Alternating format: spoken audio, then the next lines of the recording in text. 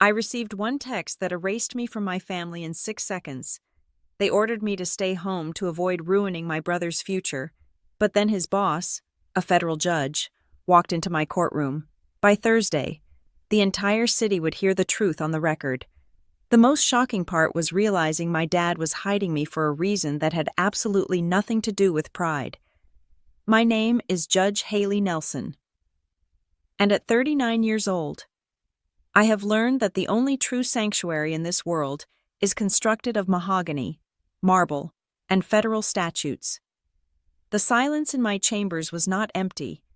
It was heavy, pressurized by the weight of the decisions made within these walls. Outside, the city of Seattle was likely dissolving into a gray, rainy evening, but in here, the air was conditioned to a crisp, sterile constant. I sat behind my desk, a sprawling expanse of dark wood that felt less like furniture and more like a fortification. Before me lay the case file for United States v. Halbrook. It was a monstrosity of a file, a sprawling indictment alleging corruption, money laundering, and construction contract fraud that reached into the hundreds of millions of dollars.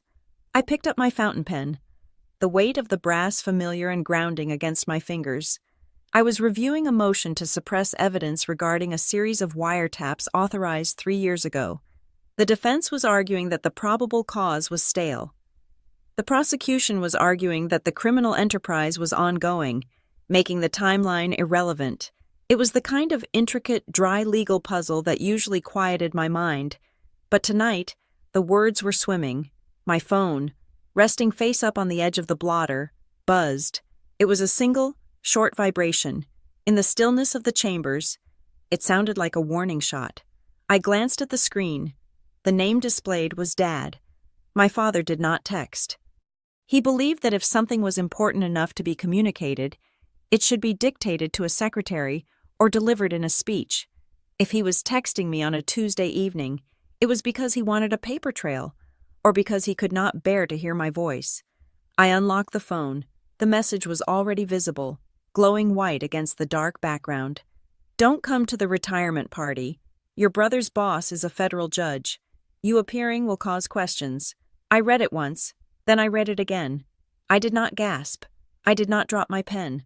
My heart did not even skip a beat, which was perhaps the most damning evidence of all regarding the state of my relationship with the people who raised me.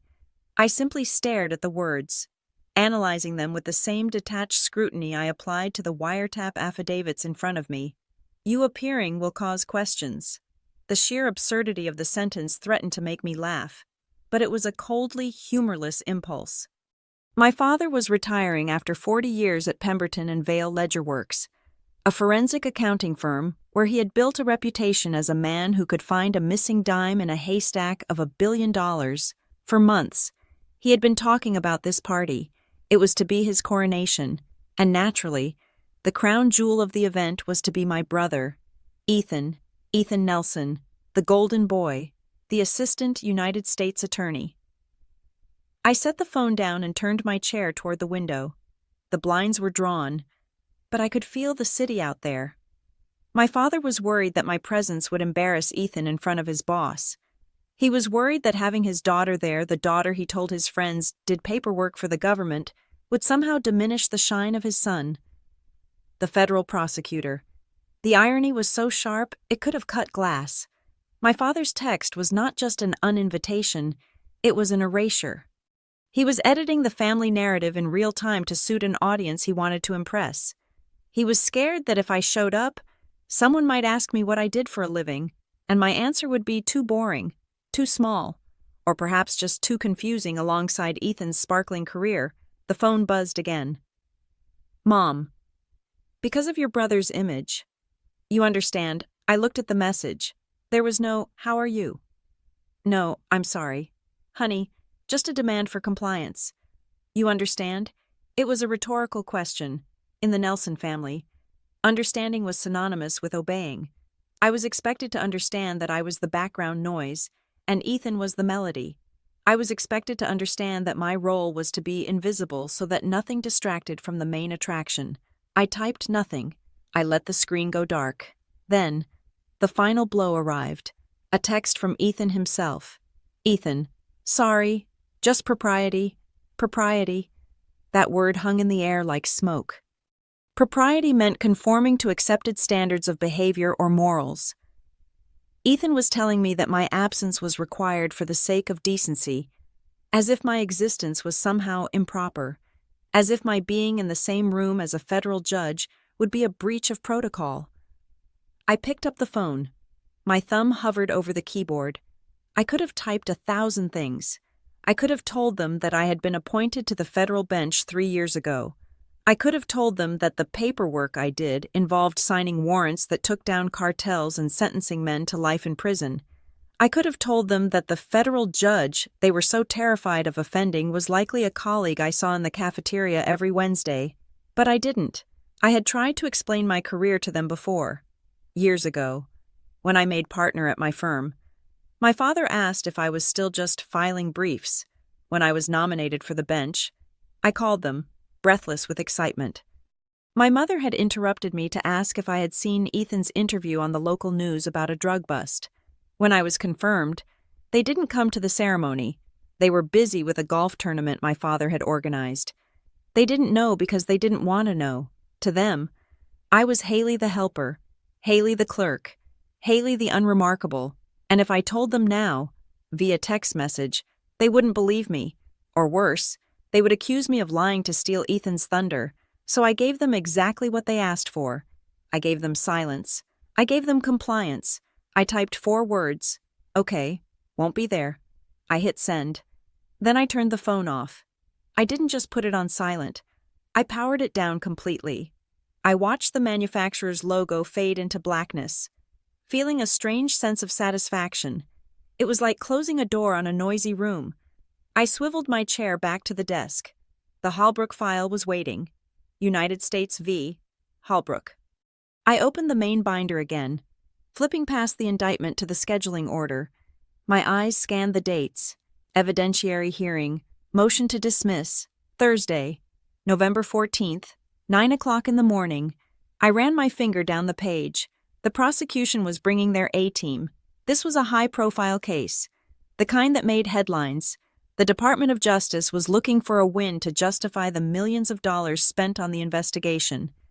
My eyes landed on the name of the lead prosecutor, Ethan Nelson, Assistant United States Attorney. I stopped. I had known, of course, that the U.S. Attorney's Office was handling this. I knew Ethan worked in the white-collar crime division, but seeing his name printed there, in stark black and white, directly under the seal of the Department of Justice, brought a cold, hard clarity to the situation. I leaned back in my chair, the leather creaking softly.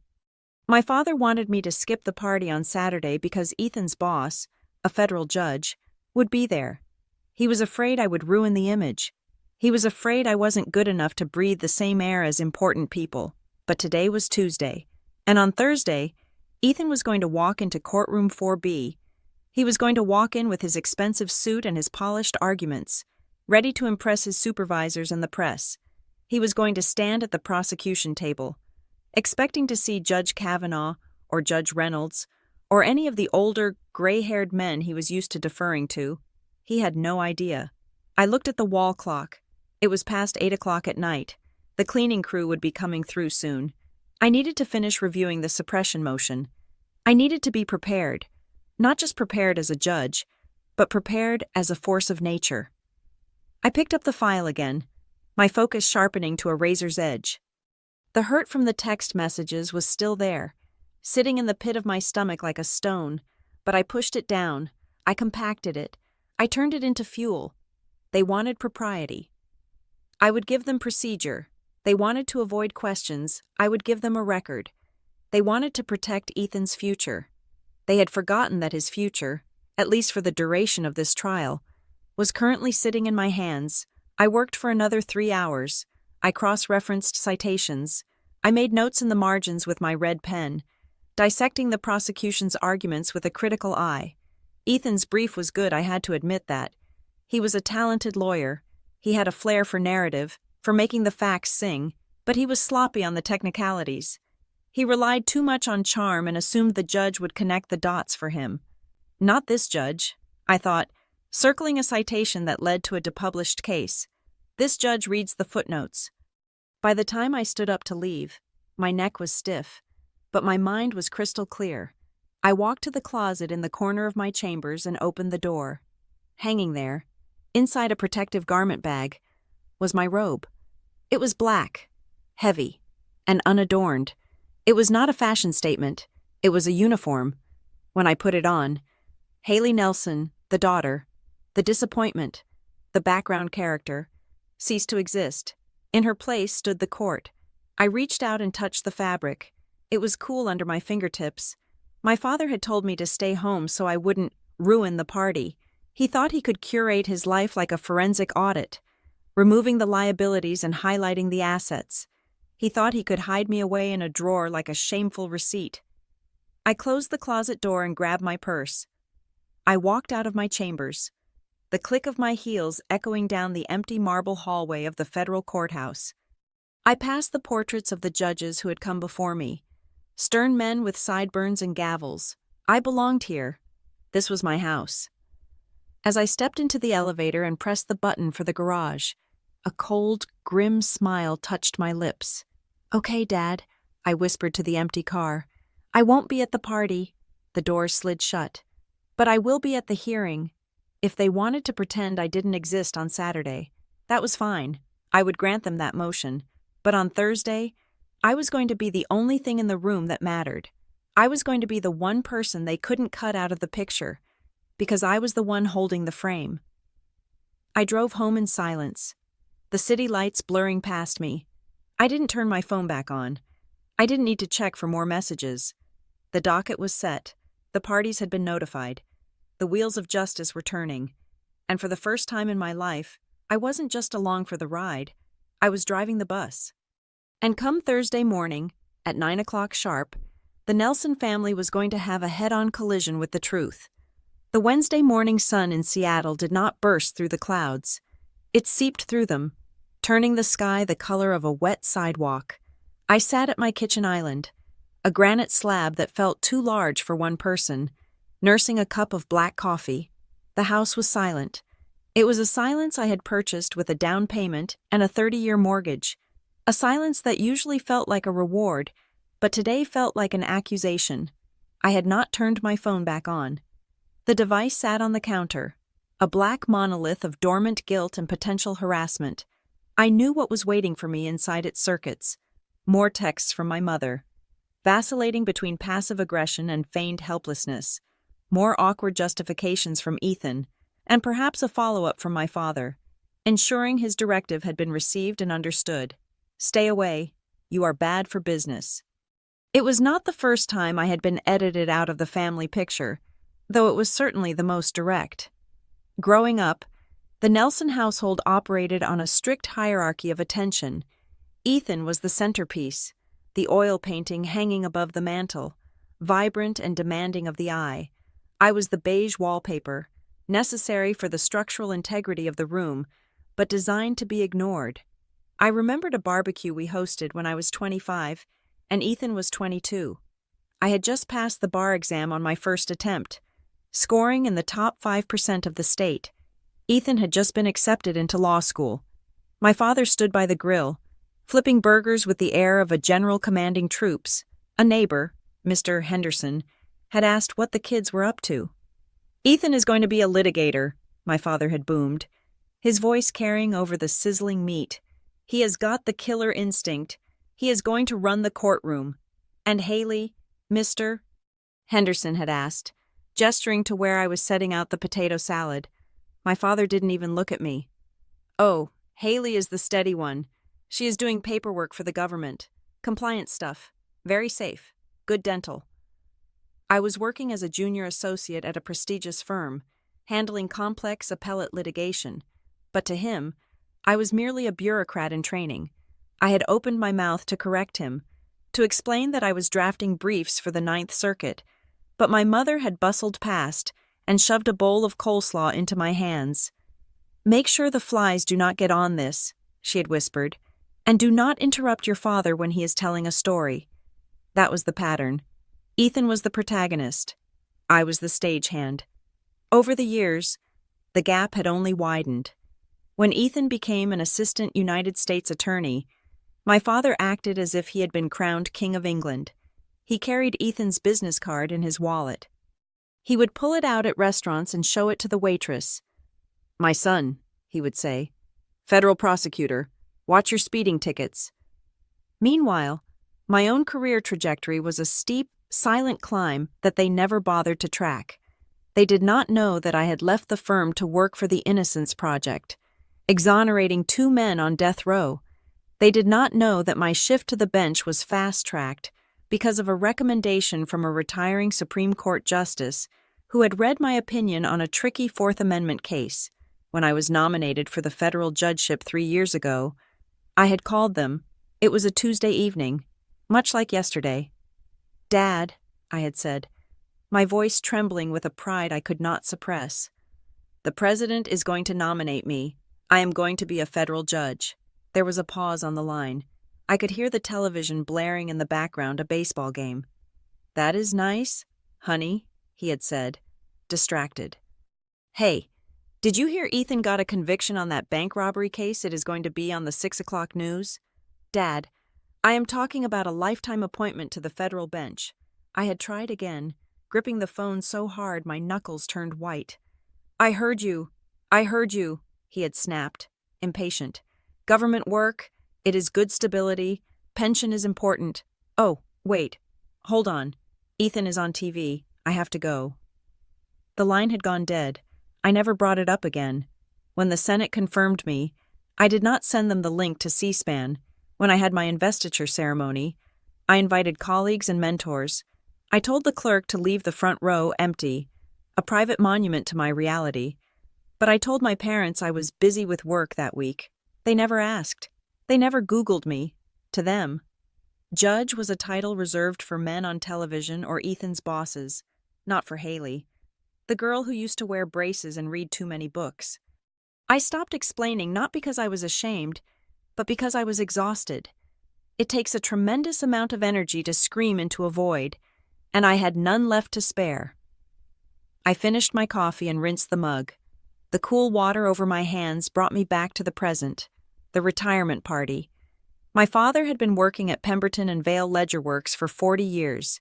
It was a forensic accounting firm, the kind of place that specialized in corporate audits and financial restructuring, which was often a polite euphemism for finding ways to hide losses or sanitize profits.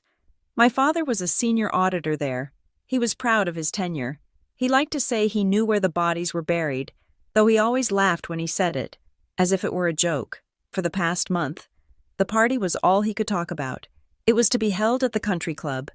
He had sent me the invitation 6 weeks ago, printed on heavy cream cardstock. But then came the text, "Skip the party." The reason gnawed at me. Your brother's boss is a federal judge, Judge Adrian Kavanaugh. I knew him well.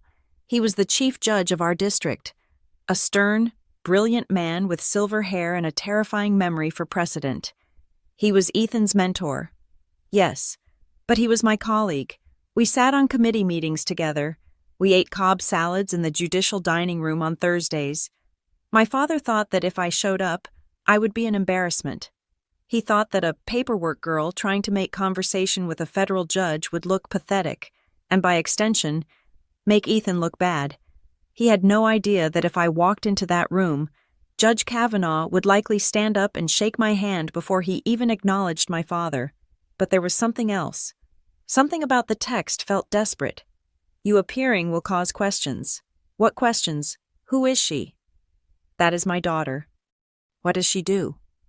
Why was my father so terrified of that specific line of inquiry? Was it just snobbery? Or was it something else? I grabbed my briefcase and headed for the door. I needed to get to the courthouse. I had a busy docket. But more importantly, I had the Halbrook file. The drive downtown was a blur of gray concrete and brake lights.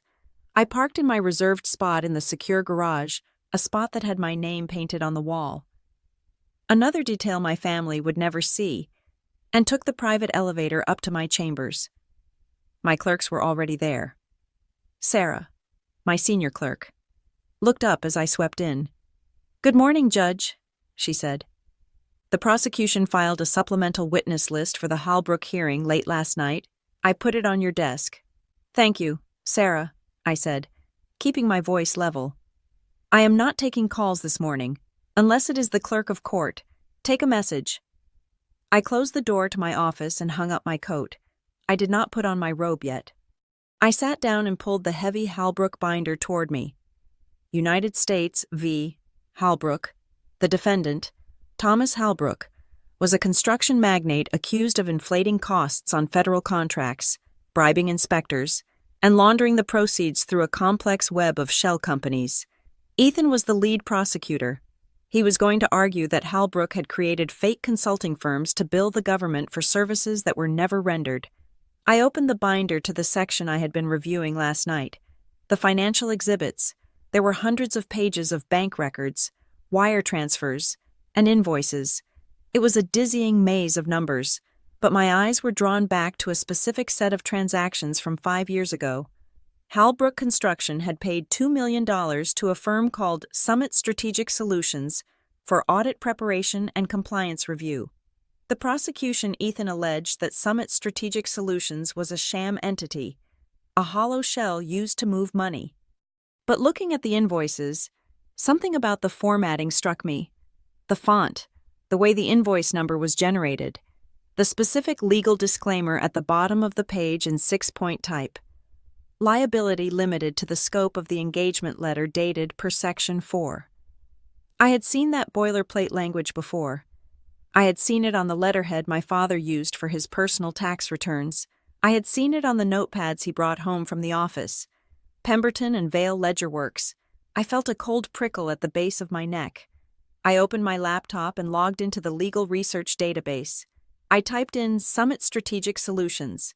The entity was registered in Delaware. The registered agent was a generic corporate service. But I dug deeper. I pulled the articles of incorporation. I looked for the signatories. The name on the incorporation documents was a lawyer I did not recognize. However, listed as the managing financial officer for the initial filing was a man named Arthur Vane. I stared at the screen. Arthur Vane was my father's golf partner. He was a junior partner at Pemberton and Vale. My heart began to hammer against my ribs. I went back to the case file. I turned to the witness statements. There was a deposition from a low-level accountant at Halbrook Construction who had turned state's witness. Question: who advised you to restructure the debt in this manner? Answer: we brought in outside consultants. They said if we moved the debt to the subsidiary, it would not show up on the federal compliance audit. Question: which consultants? Answer: I do not remember the firm's name. It was some fancy group. They sent an old guy, real serious. Said he had been doing this for 30 years. He said he knew how to make the numbers sing. Make the numbers sing. My stomach dropped. That was my father's phrase. He said it all the time. Give me a spreadsheet, and I will make the numbers sing. I pushed the chair back from my desk. The scraping sound loud in the quiet room. My father was retiring from Pemberton and Vale after 40 years. He was desperate for me not to attend the party. He was desperate for me not to be around Judge Kavanaugh. He had told me it was about propriety. He had told me it was about Ethan's image. But what if it wasn't? What if he wasn't afraid I would embarrass Ethan? What if he was afraid that if I showed up and someone asked me what I did, and I said, I am a federal judge, the conversation would pivot. If Judge Kavanaugh knew who I was, he might mention the cases he was overseeing. He might mention the Halbrook trial. He might mention that Ethan was prosecuting it. And if my father was in the room, my father, who worked for the firm that might have helped Halbrook cook the books, he would be standing right at the intersection of a federal investigation and a family reunion. I looked at the text message in my mind's eye. Your brother's boss is a federal judge. You appearing will cause questions. He wasn't protecting Ethan's promotion. He was protecting his own retirement. I looked down at the file. Ethan was prosecuting this case. Did he know? The thought paralyzed me. Ethan was ambitious. Yes. He was self-absorbed. Absolutely. But was he corrupt? Would he prosecute a case involving his own father's firm? That was impossible. If Ethan knew his father's firm was involved, he would have had to recuse himself immediately. It was a clear conflict of interest. If he stayed on the case while knowing his father was a potential witness or target, he could lose his license. He could go to jail. Ethan's text flashed in my memory. Just propriety. He didn't know. He genuinely thought this was just about social standing. He was so blinded by his own ego, so focused on impressing his boss, that he didn't see the landmine he was stepping on. But my father knew. My father knew exactly who Ethan was prosecuting, and instead of telling his son, "Hey, I might be a witness in your case," he was trying to keep the world separate. He was trying to quarantine me so the infection wouldn't spread. I stood up and walked to the window. The city looked different now. It wasn't just gray. It was hostile. I had spent my life thinking my family's exclusion of me was a result of their indifference. I thought they didn't care enough to know who I was. But now, that ignorance was weaponized. My father was banking on the fact that I was just a paperwork girl. He was counting on my irrelevance to keep his secret safe. He thought he could manage this. He thought he could keep Ethan in the dark, keep me at home, and sail into retirement while the Halbrook case wrapped up quietly. But he had made a miscalculation, a fatal one. He forgot that the paperwork girl was the one reading the file. I turned back to the desk. The Halbrook hearing was tomorrow, Thursday, 9 o'clock. I picked up the phone and dialed my clerk. "Sarah," I said, my voice steady, cold, and absolute. "Draft a disclosure statement, but do not file it yet. I need to verify one more thing." "Yes. Judge, what is it?" "Get me the full list of unindicted co-conspirators from the sealed appendix of the Halbrook indictment. I want to see every entity that billed over $10,000. I hung up. My family wanted to play games with the truth. They wanted to hide behind titles and parties and social etiquette. They wanted to pretend that the past didn't matter and that the rules didn't apply to them. I looked at the empty chair where Ethan would sit tomorrow. My father had spent his life making numbers sing. But tomorrow, in my courtroom, the music was going to stop, and for the first time in the history of the Nelson family, they were going to have to listen to me. Thursday morning arrived with the clinical precision of a scalpel. The air in courtroom 4B was scrubbed and pressurized, smelling faintly of lemon polish and old paper. I sat on the bench, the high leather chair providing a vantage point that felt less like a seat and more like a sniper's nest. My robe was heavy on my shoulders, a black armor that erased the civilian woman who had cried in her kitchen 2 nights ago and replaced her with an instrument of the state, the bailiff. A stoic man named Miller, who had seen more drama in 20 years than any Broadway producer, stood by the door. "Docket number 24912, I said, testing the microphone. My voice boomed through the empty room, authoritative and detached. "United States versus Halbrook, status conference." I checked the time. It was 8:55 in the morning. I arranged the papers in front of me. The motion to suppress, the witness lists, the scheduling order. I knew this case better than the attorneys did. I had to. If I was going to survive what was about to happen, I needed to be flawless. At 8:58, the heavy oak doors swung open. The defense team entered first. Miranda Holt led the way. A shark in a cream-colored suit. She was sharp, aggressive, and expensive. She moved with the confidence of a woman who billed $800 an hour and rarely lost. She gave a polite nod toward the bench, not really looking at me, just acknowledging the furniture.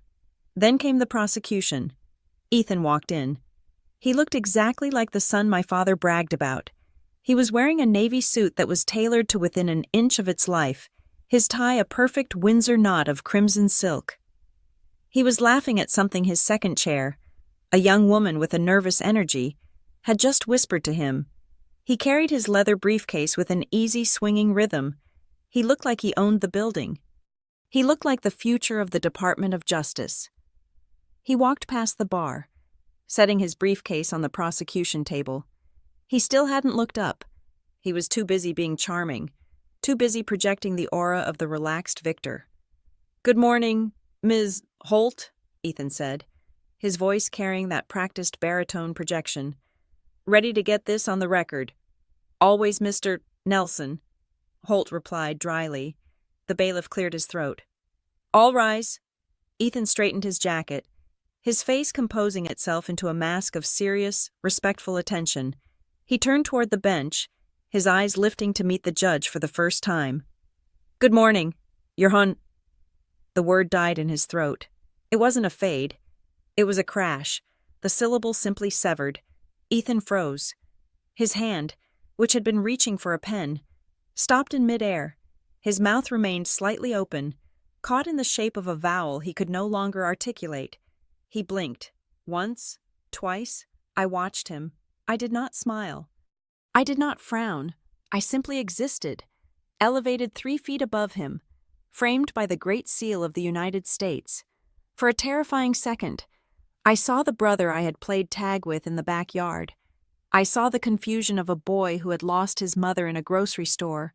But then I saw the man who had texted me 2 days ago, telling me I wasn't good enough to be seen in his presence. "Mr. Nelson," I said. My voice was calm, devoid of any familial warmth. "Are we ready to proceed?" Ethan looked like he had been struck by a physical blow. His eyes darted to the nameplate on the front of the bench, Honorary H. Nelson, and then back to my face. The cognitive dissonance was practically vibrating off him. He was trying to reconcile the sister he ignored with the federal judge staring him down. He stammered. The smooth golden boy prosecutor was gone. In his place was a man drowning on dry land. Your Honor," Miranda Holt looked at him, frowning. She sensed the shift in the air immediately. She looked from him to me, her eyes narrowing. "Counsel," I prompted. Ethan swallowed hard. I could see his Adam's apple bob. He gripped the edge of the table, his knuckles turning white. Yes, Your Honor. The United States is ready." "Very well," I said, turning my gaze to the papers. "We are here to set the ground rules for the evidentiary hearing and address the defense's motion regarding the scope of cross-examination." I ran the meeting with the efficiency of a machine. I addressed Miranda Holt regarding her discovery requests. I issued rulings on the admissibility of certain financial records. I set strict time limits for opening statements. Every time I spoke to Ethan, he flinched. "Mr. Nelson," I said, looking down at him, "regarding the witness list, you have listed a forensic accountant from the FBI. Can you confirm that his testimony will be limited to the flow of funds and not legal conclusions?" "Yes," Ethan said. His voice was tight, higher than usual. "Yes, Your Honor, limited to the funds." He wouldn't look me in the eye for more than a second. He kept shuffling his papers, his hands shaking slightly. He was terrified. Not because I was a judge, but because I was a variable he hadn't accounted for. I was a glitch in his perfect simulation. The proceeding lasted 30 minutes. To Ethan, it probably felt like 30 years. I stripped him of his charm. I cut off his usual rhetorical flourishes. When he tried to make a speech about the gravity of the public trust, I interrupted him. "Save the opening statement for the jury. Counselor," I said. "Address the motion on the table." He shut his mouth, his face flushing a deep, humiliated red. Finally, I closed the file. "Ms. Holt, Mr. Nelson, that concludes the scheduling matters," I said. "However, I need to see lead counsel in chambers. Immediately. The rest of your teams are dismissed." Miranda Holt looked intrigued. "Of course, Your Honor." Ethan looked like he was about to be sick. I stood up, the robe billowing around me, and exited the courtroom through the door behind the bench. I walked into my chambers and sat behind my desk. I didn't wait for them. A moment later, the door opened. Miranda Holt walked in, followed by a pale Ethan. "Sit," I said. They sat. "Ms. Holt," I said, turning to the defense attorney, "I'm going to ask you to step outside for 2 minutes. I need to speak with the Assistant United States Attorney regarding a potential administrative conflict. I will call you back in shortly so we can put this on the record." Holt raised an eyebrow. She was smart. She smelled blood in the water. But she nodded. "Certainly, Judge." She walked out, closing the door behind her. The silence that followed was suffocating. Ethan sat in the leather chair, staring at his hands, He looked small. "Ethan," I said. He looked up. The professional mask crumbled completely. "Haley," he whispered. "What are you doing here?" "I work here," I said. "I have worked here for 3 years." "But this is federal court," he said, the stupidity of the statement hanging in the air. "I am aware of the jurisdiction," I replied. "I was appointed by the president, confirmed by the Senate. It was in the newspaper. Dad threw the newspaper away, I assume?" He ran a hand through his hair, messing up the perfect gel. "I didn't know. I swear to God. Haley, I didn't know it was you. I saw Judge Nelson on the docket, and I just thought it is a common name." "You didn't know," I repeated. "You didn't know because when I told you I was being nominated, you were watching a baseball game. You didn't know because when I called to invite you to my investiture, you sent a text saying you were busy." He stopped.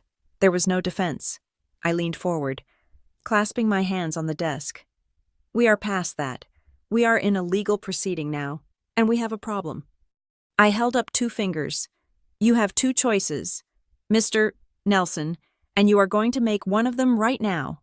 Ethan straightened up, his instincts kicking in. "What choices?" "Option 1, I said. "You formally recuse yourself from this case immediately. You cite a familial conflict of interest. You hand the file to your second chair, you walk out of that door, and you do not come back until this trial is over." Ethan's eyes widened. "I can't do that." "Why not?" "This is the Hallbrook case. Haley, it is a career maker. The department has poured millions into this. If I pull out 3 days before trial, it looks like incompetence. It looks like I am afraid." "And option 2, he asked, his voice desperate. "Option 2, I said, my voice hardening. "You stay. We go back into that courtroom, and we put our relationship on the record. We disclose to the defense that we are siblings, and then I treat you exactly like I treat every other lawyer who stands before me. No favors. No shortcuts. And if you screw up, I will sanction you without hesitation." Ethan stared at me. I could see the wheels turning in his head. He was calculating the odds. He was weighing the embarrassment of recusal against the risk of facing me. "Judge Kavanaugh is watching this case," he said quietly. "He assigned it to me personally. If I recuse myself now, he will think I am flaky. He will think I hid this from him." "You did hide it from him," I pointed out. "I didn't know," he insisted again. "But if I quit now, my shot at the promotion is gone. The deputy chief spot opens up next month." I looked at him, even now. Facing the sister he had erased from his life, his primary concern was the promotion. He wasn't worried about the ethics. He wasn't worried about the awkwardness. He was worried about the ladder he was climbing. "So you are choosing the career," I said. "Just like always. It is not just a career, Haley. It is my life. I have worked for this." "And what do you think I have been doing?" I asked, my voice rising slightly for the first time. "While you were building your image, I was building a record. I earned this chair. Ethan, nobody gave it to me because my father knew a guy." "Look, we can make this work," Ethan said, trying to switch back to negotiator mode. "We are professionals. We disclose it. Holt won't object. She knows a new judge would delay the trial for months, and her client wants this over. We keep it formal." I studied his face. He actually believed he could manage me. He thought that because I was his quiet little sister, he could charm his way through a federal trial. "You want to keep it formal?" I asked. "Yes, absolutely, Your Honor." I stood up. "Fine, then we are done here." I walked to the door and opened it. Miranda Holt was waiting in the hallway, checking her phone. "Ms. Holt, please come back in," I said. She entered, looking between us. The tension in the room was thick enough to choke on. "There is a matter of disclosure," I said, remaining standing. "Mr. Nelson has informed me that he intends to remain as lead counsel. However, the record must reflect that Mr. Nelson and I are siblings." Miranda Holt's eyes went wide. Her jaw actually dropped. She looked at Ethan, then at me. A slow, predatory smile began to form on her lips. Siblings, she repeated. Well, that is fascinating. Mr. Nelson has assured me that this will not affect his ability to represent the United States, I continued, my voice made of ice, and I have assured him that it will not affect my rulings. Do you have any objection at this time, Ms. Holt? If you wish to file a motion for recusal, I will hear it. Holt looked at Ethan. She saw the sweat on his forehead. She saw the terror in his eyes. She realized that having the prosecutor's estranged sister as the judge might be the greatest gift the defense could ask for. No objection, Your Honor, she said smoothly. We trust the court's impartiality implicitly. Good, I said. Then we are adjourned until tomorrow morning. I sat back down and began reading a document, dismissing them. Ethan lingered for a second. Haley. Counsel, I snapped, not looking up. You are dismissed. He flinched as if I had slapped him. He turned and walked out. His shoulders slumped. As he reached the door, I spoke one last time. Mr. Nelson. He stopped, his hand on the doorknob. He turned back. He looked exhausted.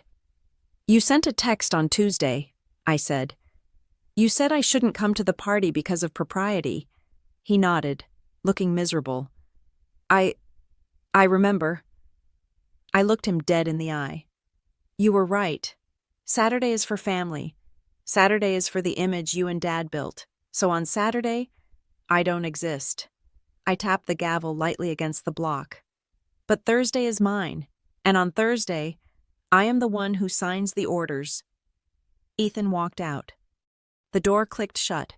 I was alone in my chambers. My hands were shaking, just a little. I balled them into fists until the trembling stopped. I had given him an out. I had given him a chance to do the right thing, to step away and save himself. But he had chosen the spotlight. He had chosen the boss. He had no idea that by staying in this case, he hadn't just stepped into a courtroom. He had stepped into a trap, and he had locked the door behind him. The courtroom doors opened at exactly 9 o'clock, and the air inside shifted instantly from a vacuum to a pressure cooker. The United States versus Halbrook trial had officially begun, and the gallery was packed. It was not just the usual smattering of retirees and law students. Today, the wooden benches were filled with reporters, sketch artists, and well-dressed associates from every major firm in the city. The smell of expensive cologne mixed with the musty scent of old law books. The press had smelled blood in the water. Corruption cases involving federal contracts always made for good headlines, especially when the numbers reached into the hundreds of millions. I took the bench, my face composed into a mask of absolute neutrality. I did not look at the prosecution table immediately. I knew Ethan was there. I could feel his anxiety radiating across the room like a heat wave. After our confrontation in my chambers yesterday, he knew the ground beneath him was made of glass. All rise, the bailiff bellowed. I sat down, arranged my robes, and scanned the room. That was when I saw him.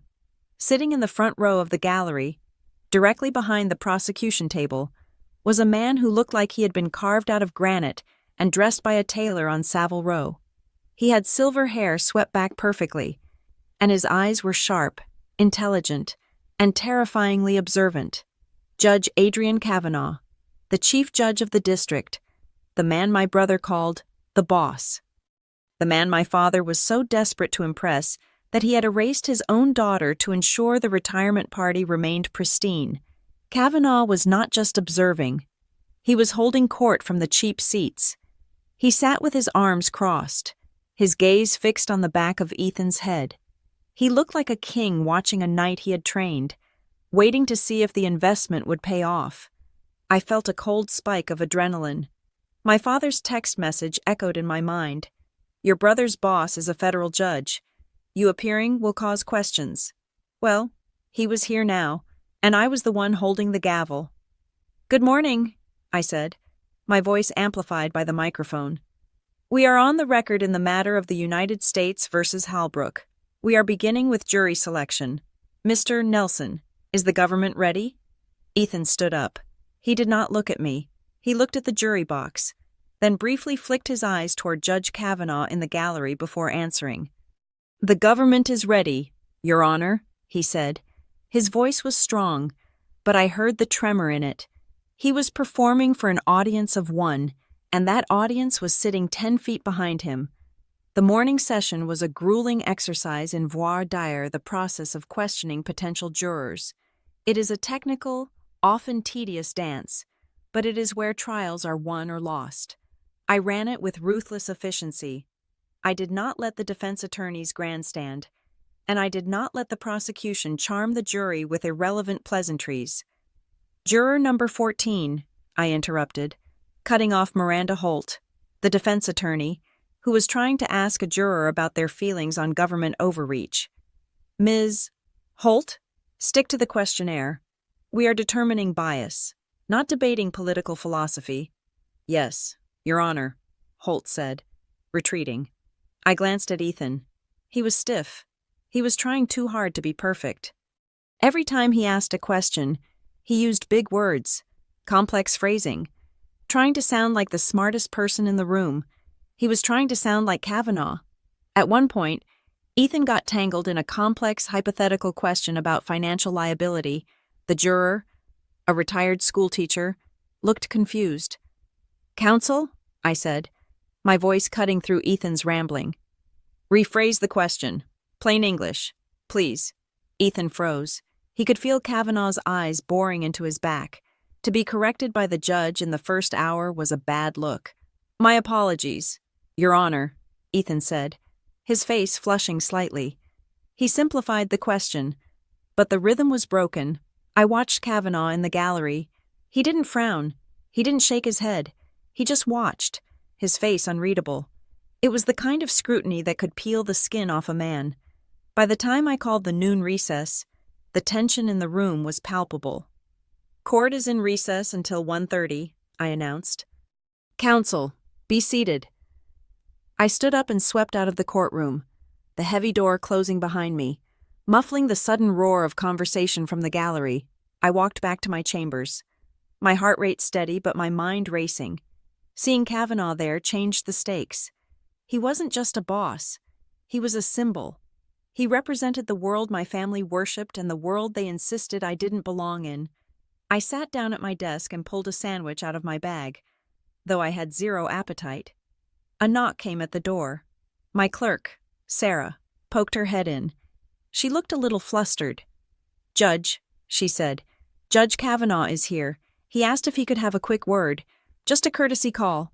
I stopped unwrapping my sandwich. Of course, the courtesy call. It was standard protocol for a senior judge to greet a colleague, especially when visiting their courtroom. But this wasn't standard. This was a reconnaissance mission. "Send him in," I said.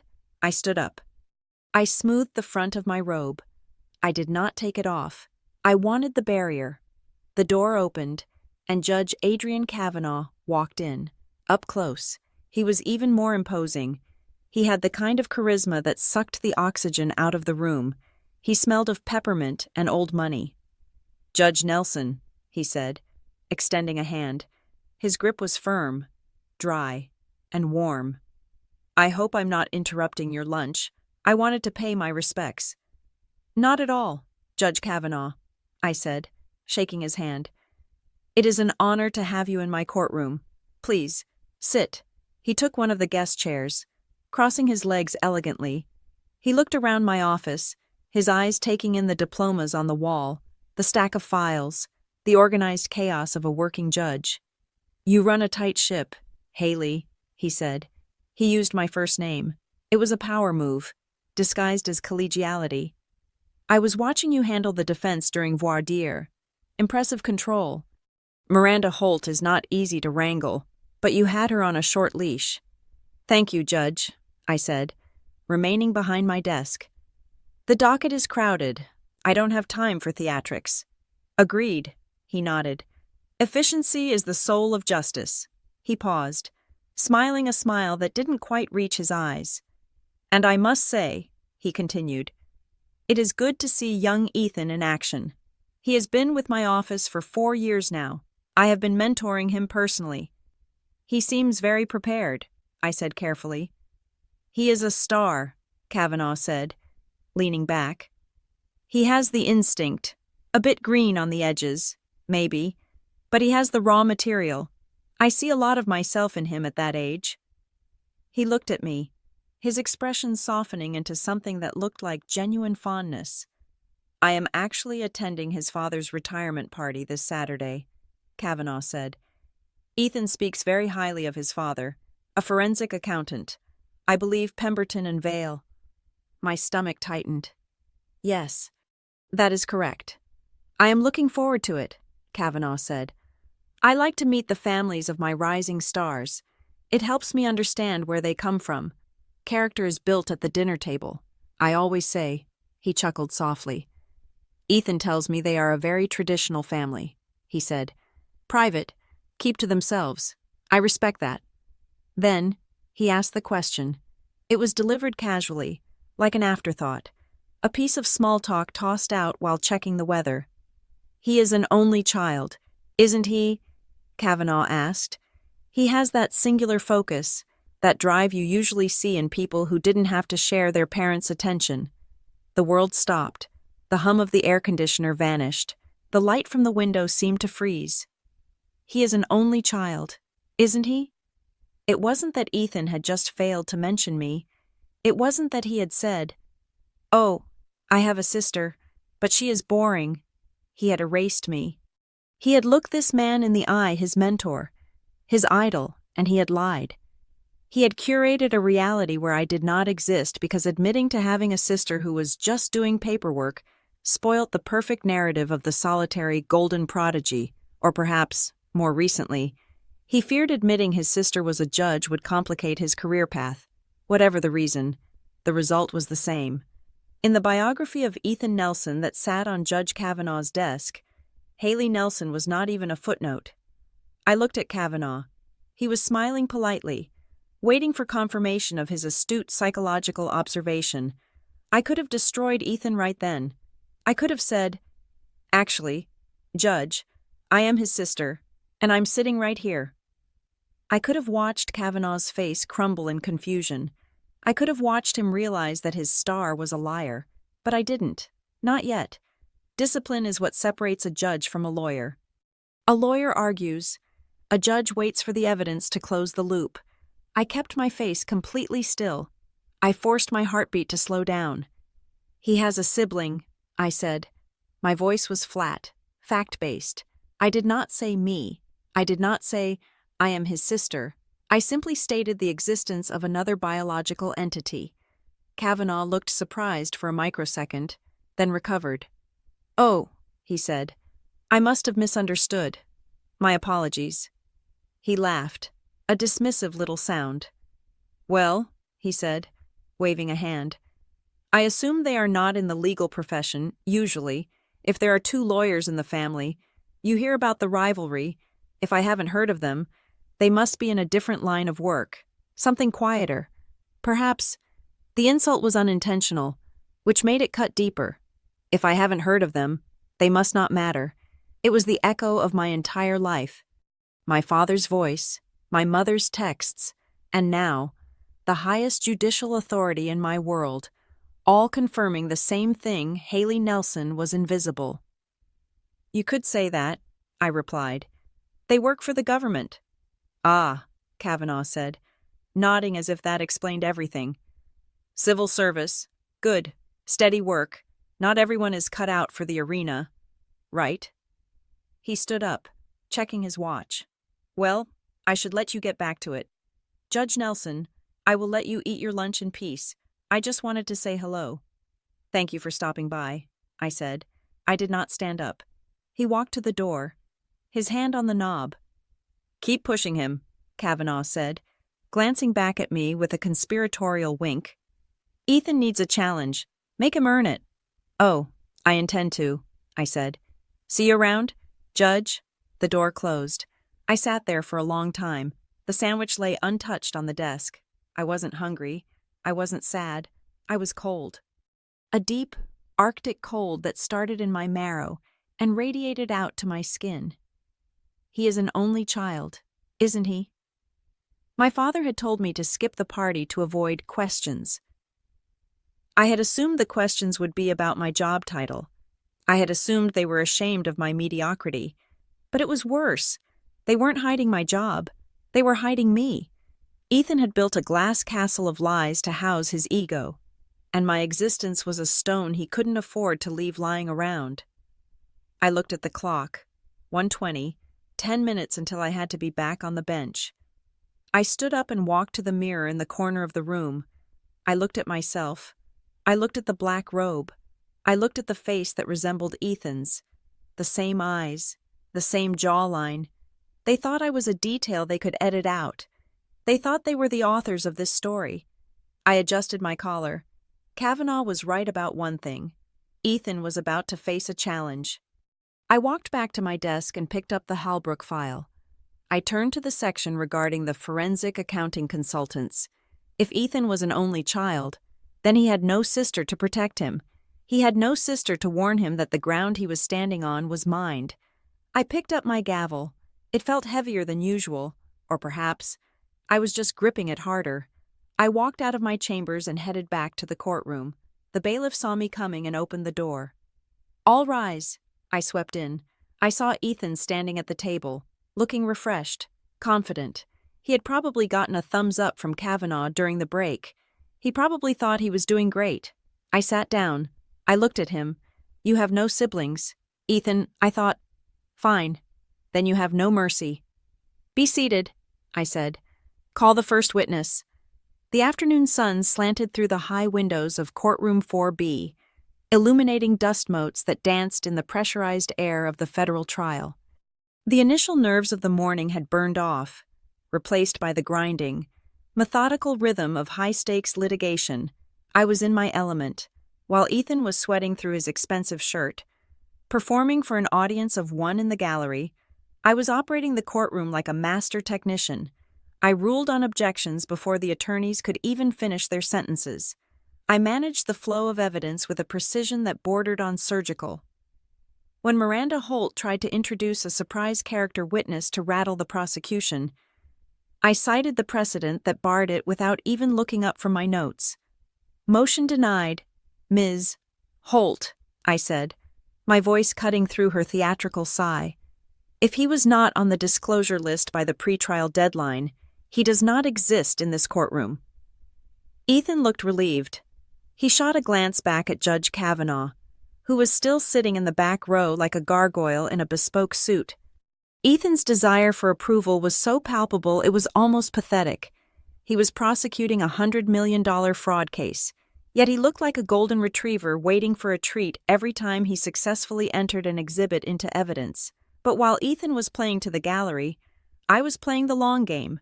During the mid-afternoon recess, while the jury was ushered out for a stretch break, I signaled to Sarah, my senior clerk. She approached the bench, a notepad in hand. "Sarah," I said, keeping my voice low enough that the attorneys packing up their briefcases could not hear. "I need you to pull a file for me, not from the docket." "What do you need?" "Judge," she asked. "I need my own file," I said. "Go to the public archives. I want my official appointment announcement from the White House. I want the press release from the Department of Justice when I was confirmed. I want the 3 law review articles I wrote on forensic admissibility standards. And I want the program from the Judicial Conference where I was the keynote speaker last year." Sarah blinked, confused. "You want your own resume? I can just print it from your hard drive." "No," I corrected her. "I want the public record. I want the documents that prove my existence to the outside world. Print them out, timestamp them, and put them in a folder on my desk." "Okay," she said slowly. "Is everything all right?" "Everything is fine," I said. "I just want to ensure that the file is complete." It wasn't vanity. It was evidence. My family had spent 30 years writing a fictional story where Haley Nelson was a background extra. My father was currently throwing a party based on the premise that his daughter was a shameful secret. Ethan had lied to a federal judge's face, claiming to be effectively an only child. I was done arguing with them. I was simply going to compile the receipts. If they wanted to claim I didn't exist, They would have to argue against the United States government, which had very clearly documented that I did. We reconvened at 3 o'clock. The prosecution called their third witness of the day, a mid-level accounts manager for Halbrook Construction named Gary Sedaris. He was a nervous man with a comb-over and a habit of wiping his palms on his trousers. Ethan approached the podium. He was confident again. He felt he was winning. "Mr. Sedaris," Ethan began, his voice booming, "can you tell the jury what your role was regarding the disbursement of funds to subcontractors?" "I cut the checks," Sedaris said. "Mr. Halbrook told me who to pay, and I paid them." "And did you ever recognize the names of these companies?" Ethan asked.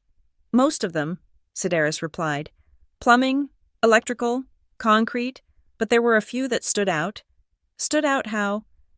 "They didn't do construction," Sedaris said. "They were consultants, strategy firms, compliance auditors." I watched Ethan nod. He was leading the witness toward the shell companies. It was a standard play. But then Sedaris said something that made my blood turn to ice water. "There was one group," Sedaris continued. "They weren't on the regular vendor list. Mr. Halbrook said they were fixers. They came in right before the federal audit started, said they were there to tidy up the narrative." "And what was the name of this firm?" Ethan asked. Sedaris squinted at the ceiling, trying to remember. "I don't recall the full name. It was a bunch of initials, P&V something, P&V Global, or P&V Solutions." Ethan didn't react. To him, it was just another shell company. "And did you issue payments to this P&V entity?" "Yes," Sedaris said. "2 payments, one for $50,000, one for $75,000, billable as litigation support and forensic review." I kept my face perfectly still, but my hand gripped the pen so hard I thought the plastic might snap. P&V, Pemberton and Vale Ledger Works, my father's firm. It couldn't be. That was insane. My father was a suburban accountant who worried about his lawn and his pension. He wasn't a fixer for federal fraud schemes, but the details were scratching at the back of my brain. Forensic review. Tidy up the narrative. Those were my father's words. That was how he described his job at the dinner table. I go in. I look at the mess. I organize it so the IRS doesn't get a headache. I looked at Ethan. He was breezing past it. He didn't care about the name of the accounting firm. He just wanted to prove the money left the account. He was so focused on the target Halbrook that he wasn't checking the ammunition he was firing. I grabbed the exhibit binder. I flipped to the tab for the payment Sedaris was referencing. There it was. Exhibit 4C, a copy of a cashed check. Pay to the order of PVL Consulting Group, LLC. The address listed on the check was a P.O. box in Wilmington, Delaware, but the endorsement signature on the back, it was a scribble, barely legible. Most people wouldn't recognize it, but I had seen that scribble on birthday cards for 39 years. I had seen it on my report cards. I had seen it on the checks that paid for my college tuition. It looked terrifyingly like my father's initials. I looked up. The courtroom was still moving. Ethan was asking about invoices. The jury was taking notes. Judge Kavanaugh was watching with a critical eye. Nobody saw it. Nobody knew that the presiding judge had just recognized her father's handwriting on a piece of evidence in a federal criminal trial. A wave of nausea hit me. My father's text message. "Don't come to the party. Your brother's boss is a federal judge. You appearing will cause questions." I had thought he was ashamed of me. I had thought he was a snob. But what if he wasn't ashamed? What if he was terrified if I came to the party? And Judge Kavanaugh was there, and they started talking shop, and someone mentioned the Halbrook case and my father was standing there. The man who had tidied up the narrative for Halbrook. He wasn't hiding me to save Ethan's image. He was hiding me because he was afraid I would put the pieces together. He was afraid his federal judge daughter would spot the connection that his prosecutor's son was too arrogant to see. I forced myself to breathe. Do not speculate. I told myself, you are a judge. You deal in facts. The fact was, PVL Consulting was generic. The signature was messy. It could be a coincidence, but the fear in my gut said otherwise. Your Honor. Ethan's voice broke through my trance. He was looking at me. waiting. I apologize, I said, my voice steady, though my heart was hammering against my ribs. Please proceed. Counsel. I got through the rest of the session on autopilot. I was a machine. I sustained objections. I overruled others. I checked the clock. At 4:30, I banged the gavel. Court is adjourned until 9 o'clock tomorrow morning. As the room cleared, I stayed on the bench for a moment, pretending to organize my notes. I needed to see Ethan. I needed to see if he had any idea what he was walking into. I stepped down and walked toward the door to my chambers, but I paused near the side exit where the prosecution team was packing up. The heavy velvet curtain obscured me from their view, but I could hear them clearly. Great job today, Ethan, a young female voice said. Sedaris really nailed the fraudulent intent. It was okay, Ethan's voice replied. He sounded stressed. Did you see Kavanaugh's face when I fumbled that hearsay objection? He looked like he wanted to execute me. He is just tough, the associate said. Hey, are you still nervous about him coming to your dad's thing on Saturday? There was a pause. The sound of a briefcase snapping shut. I am terrified, Ethan said. His voice dropped lower. Look, just do me a favor. If the topic of family comes up, just steer it back to work, or sports, anything but the family tree. Why? The associate asked. Is there some deep, dark secret? Ethan laughed. But it was a brittle, nervous sound. No, just complications. My sister is well. It is better if Kavanaugh doesn't know about the family dynamic. He thinks we are a certain way. I don't want to ruin the picture. Got it? The associate said. Zip it. No sister talk. Exactly, Ethan said. Let's go. I stood behind the curtain, motionless. No sister talk. He wasn't protecting me. He wasn't even protecting my father. Not really. He was protecting the picture. The glossy, high-contrast photograph of his life, where he was the solitary hero. He had no idea that the picture he was protecting might include a father who had laundered money for the defendant he was prosecuting. I walked back to my chambers. Sarah had placed the folder on my desk. I opened it. There was my life. My appointment order signed by the president. My articles on complex fraud litigation. My awards. I looked at the documents. Then I looked at the copy of Exhibit 4C that I had slipped into my robe pocket. The check to PVL Consulting. If I went to the party on Saturday, I would blow everything up. My father would panic. Ethan would melt down. But if I stayed home, the lie would continue. Ethan would charm Kavanaugh. My father would give his retirement speech, celebrating 40 years of honest work, and the fraud would remain buried. I sat down in my chair. I picked up my phone. I turned it on for the first time in 2 days. It buzzed immediately. A text from my mother. Mom. Just checking you are not coming. We told the caterer one less seat. Dad is very stressed. Please do not make this hard for him. I stared at the screen. Don't make this hard for him. They were asking me to be an accomplice to their deception. They wanted me to help them frame a reality that was false. I typed a reply. Don't worry, I won't be there. I hit send. I wasn't going to the party. I wasn't going to make a scene over appetizers. That was too small. That was petty. I looked at the Halbrook file. If my father was involved in this, if he had truly crossed the line from accountant to accomplice, then exposing him at a country club was meaningless. The truth belonged in one place. It belonged on the record. I closed the file. Saturday would be their night. They could have their champagne and their speeches. They could toast to their success and their perfect, sister-free family. But the trial resumed on Monday, and I had a feeling that by the time I was done with United States versus Halbrook, the Nelson family was going to wish they had invited me to the party, because the alternative was going to be so much worse. I picked up my pen and wrote a note on my legal pad.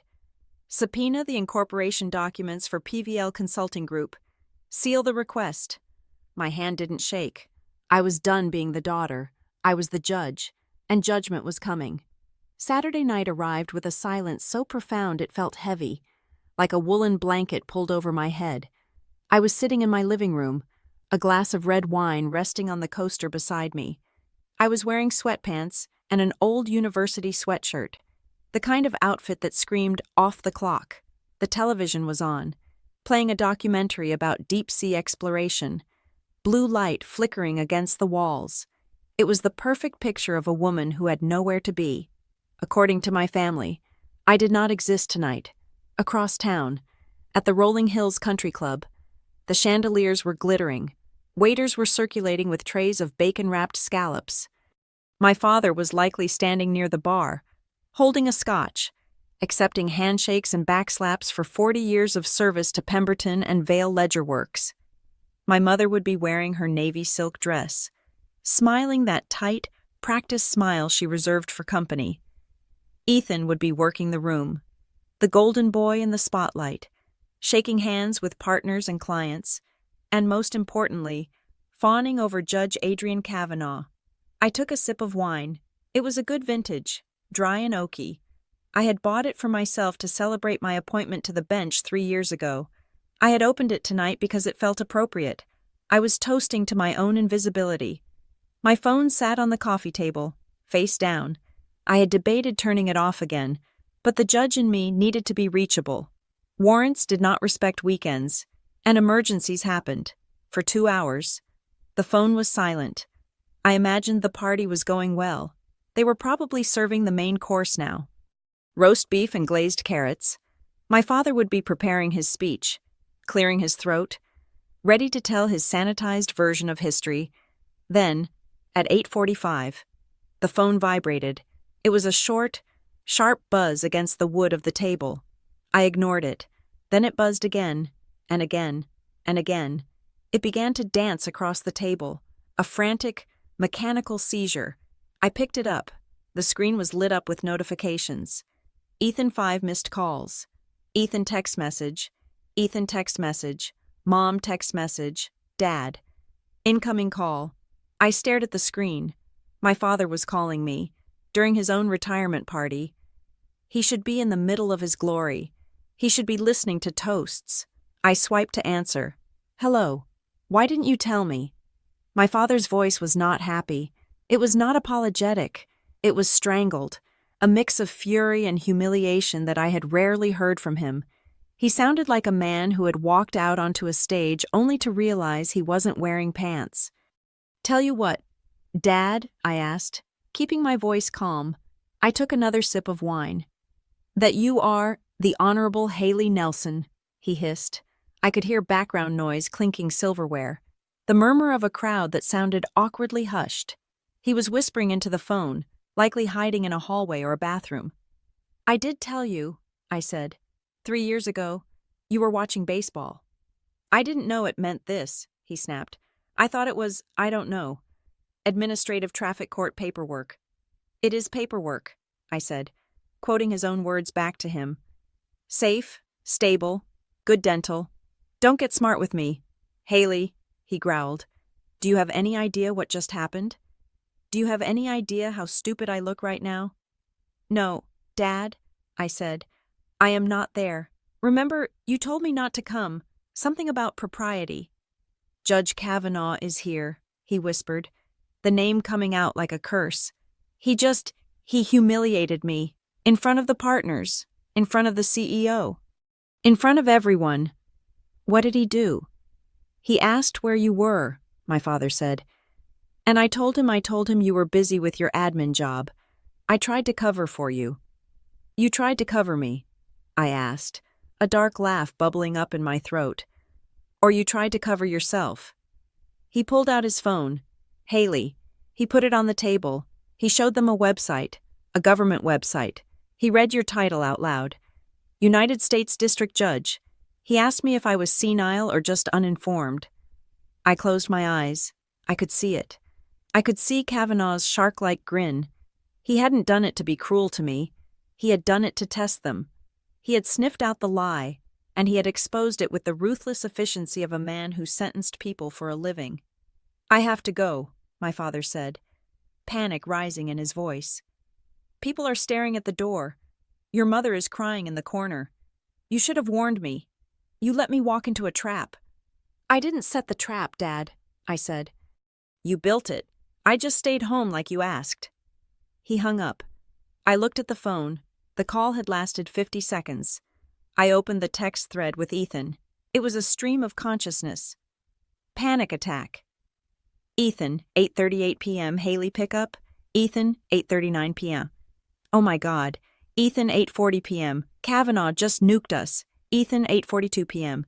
He knew. He knew the whole time. Ethan, 8:45 p.m. Everyone is looking at me like I'm a liar. I sat back on the couch.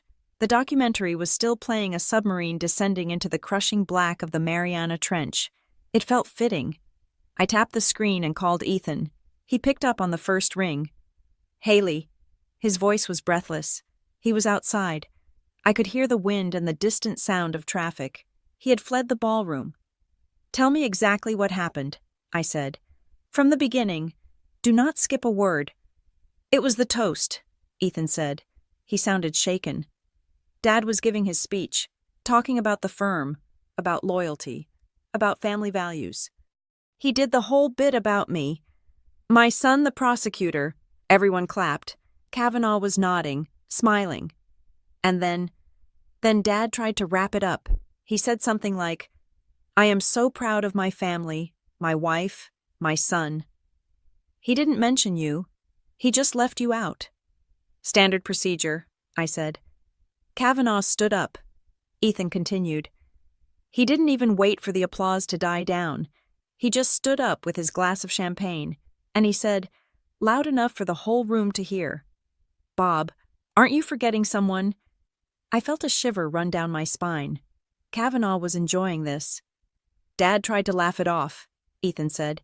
He said, oh, well, my daughter couldn't make it. She is very busy with her work at the court clerk's office. He actually said clerk's office. Haley, I wanted to die. Go on. Kavanaugh didn't laugh. He looked dead serious. He pulled out his phone and held it up. He said, Bob, I think you might be underestimating your own bloodline. I was checking the docket for next week, and I see Judge Haley Nelson is presiding over a major RICO case. Unless there are two Haley Nelsons, your daughter is a federal judge. Ethan took a ragged breath. The room went silent. Dead silent. You could hear a pin drop. Dad turned bright red. He tried to stammer something about misunderstanding the title. But Kavanaugh wasn't done. He looked right at Dad and said, It is strange. Usually, a father knows when his daughter is appointed by the President of the United States, unless you are trying to hide her. Ouch, I whispered. It got worse, Ethan said. Dad just froze. He looked like he was having a stroke. Mom started dabbing her eyes with a napkin, and then it happened. What happened? Mr. Henderson, you know, the loud neighbor. He was sitting at table 4. He had a few drinks.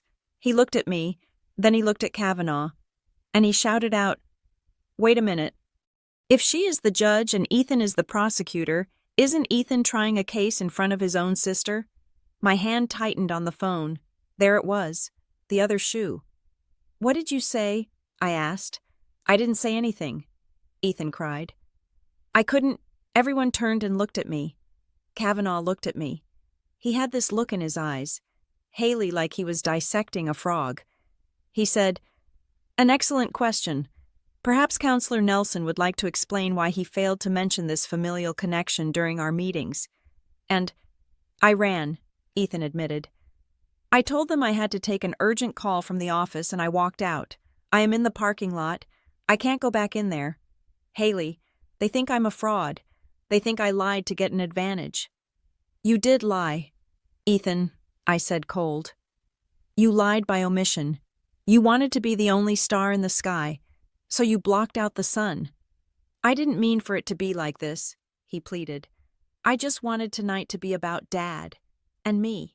I didn't think Kavanaugh would. Why did he do that? Why did he ambush us? Because he is a judge, I said. We don't like being lied to, and we really don't like inconsistent testimony. What do I do? Ethan asked. Haley, you have to help me. Text Mom. Tell them it is a misunderstanding. Tell them we are estranged or something. Give me an out. I lowered the phone from my ear for a moment. looking at it with a mixture of pity and disgust.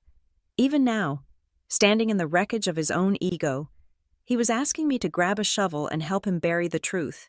He wanted me to be the bad sister so he could be the good prosecutor. I brought the phone back to my ear. "No," I said. "What?" "I am not giving you an out. Ethan, I am not sending a text. I am not calling Mom to soothe her feelings. You wanted a party without me. You got it. I am sitting on my couch, drinking wine, minding my own business. This mess at the country club, that is your jurisdiction. Haley, please. Dad is going to have a heart attack. Dad is embarrassed because he got caught," I said. He realized that the daughter he treated like a shameful secret is actually the most powerful person in his world. That is not a heart attack. Ethan, that is a reality check.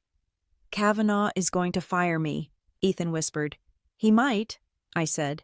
"Or he might just watch to see if you have the spine to fix it." "How do I fix it?" "You go back inside," I said. "You stand up, you apologize for the deception, you admit that your sister is Judge Nelson, and you tell them that you are proud of her." Silence on the other end. "I can't do that," he said. "It would kill Dad." "Then stay in the parking lot," I said. "But remember one thing." "What?" "You can hide in the parking lot tonight, you can hide from Dad, you can hide from the guests, but on Monday morning, the trial resumes, and you can't hide in my courtroom." I hung up. My phone buzzed again immediately. Mom. Everyone is whispering. "Mrs. Gable asked if you were in jail, and that is why we don't talk about you. Then Kavanaugh showed her the website. Now she is asking why we are terrible parents. Do something." I didn't reply. I took another sip of wine. The social humiliation was complete. The Nelson family facade had been shattered, not by a scandal, but by the simple, undeniable weight of my success. They had spent years building a glass house, and they had just thrown a stone straight through the ceiling. But as I sat there, a darker thought crept in. The guest's question, "Isn't Ethan trying a case in front of his own sister?" That wasn't just awkward, that was dangerous. Miranda Holt, the defense attorney, wasn't at the party, but news travels fast in legal circles. By tomorrow morning, someone at that party would text a friend. Who would text a lawyer? Who would text Holt? Did you know the prosecutor is the judge's brother, and Holt wouldn't care about the social embarrassment? She would care about the appeal. She would care about the mistrial. She would care about the leverage. And my father. My father had been publicly outed as a man who didn't know or pretended not to know his own daughter's profession. Why, if I was just a clerk, I was harmless? If I was a federal judge, I was a threat? Kavanaugh had exposed the lie, but he hadn't found the root of it. He thought it was just bad parenting. He didn't know about PVL Consulting.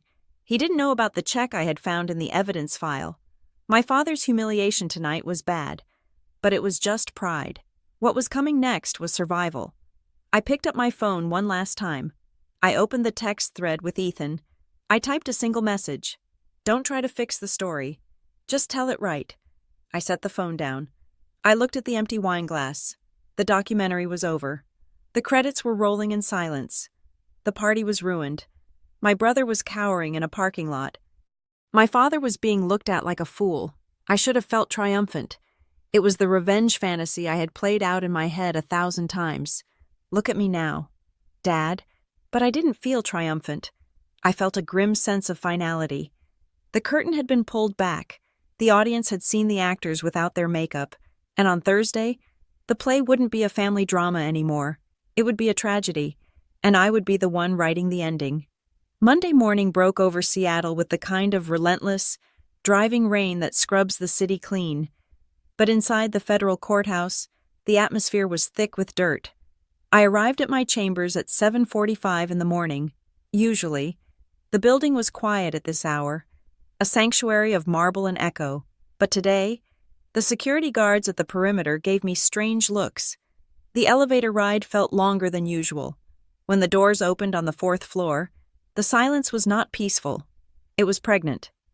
My clerk, Sarah, was already at her desk. She was not typing. She was staring at her computer screen, her hand covering her mouth. When she saw me, she jumped, knocking a stack of files onto the floor. "Judge," she stammered, "I didn't expect you for another 15 minutes. "Good morning, Sarah," I said, hanging my wet raincoat on the rack. "Why are you looking at me like I am a ghost?" She hesitated, then turned her monitor toward me.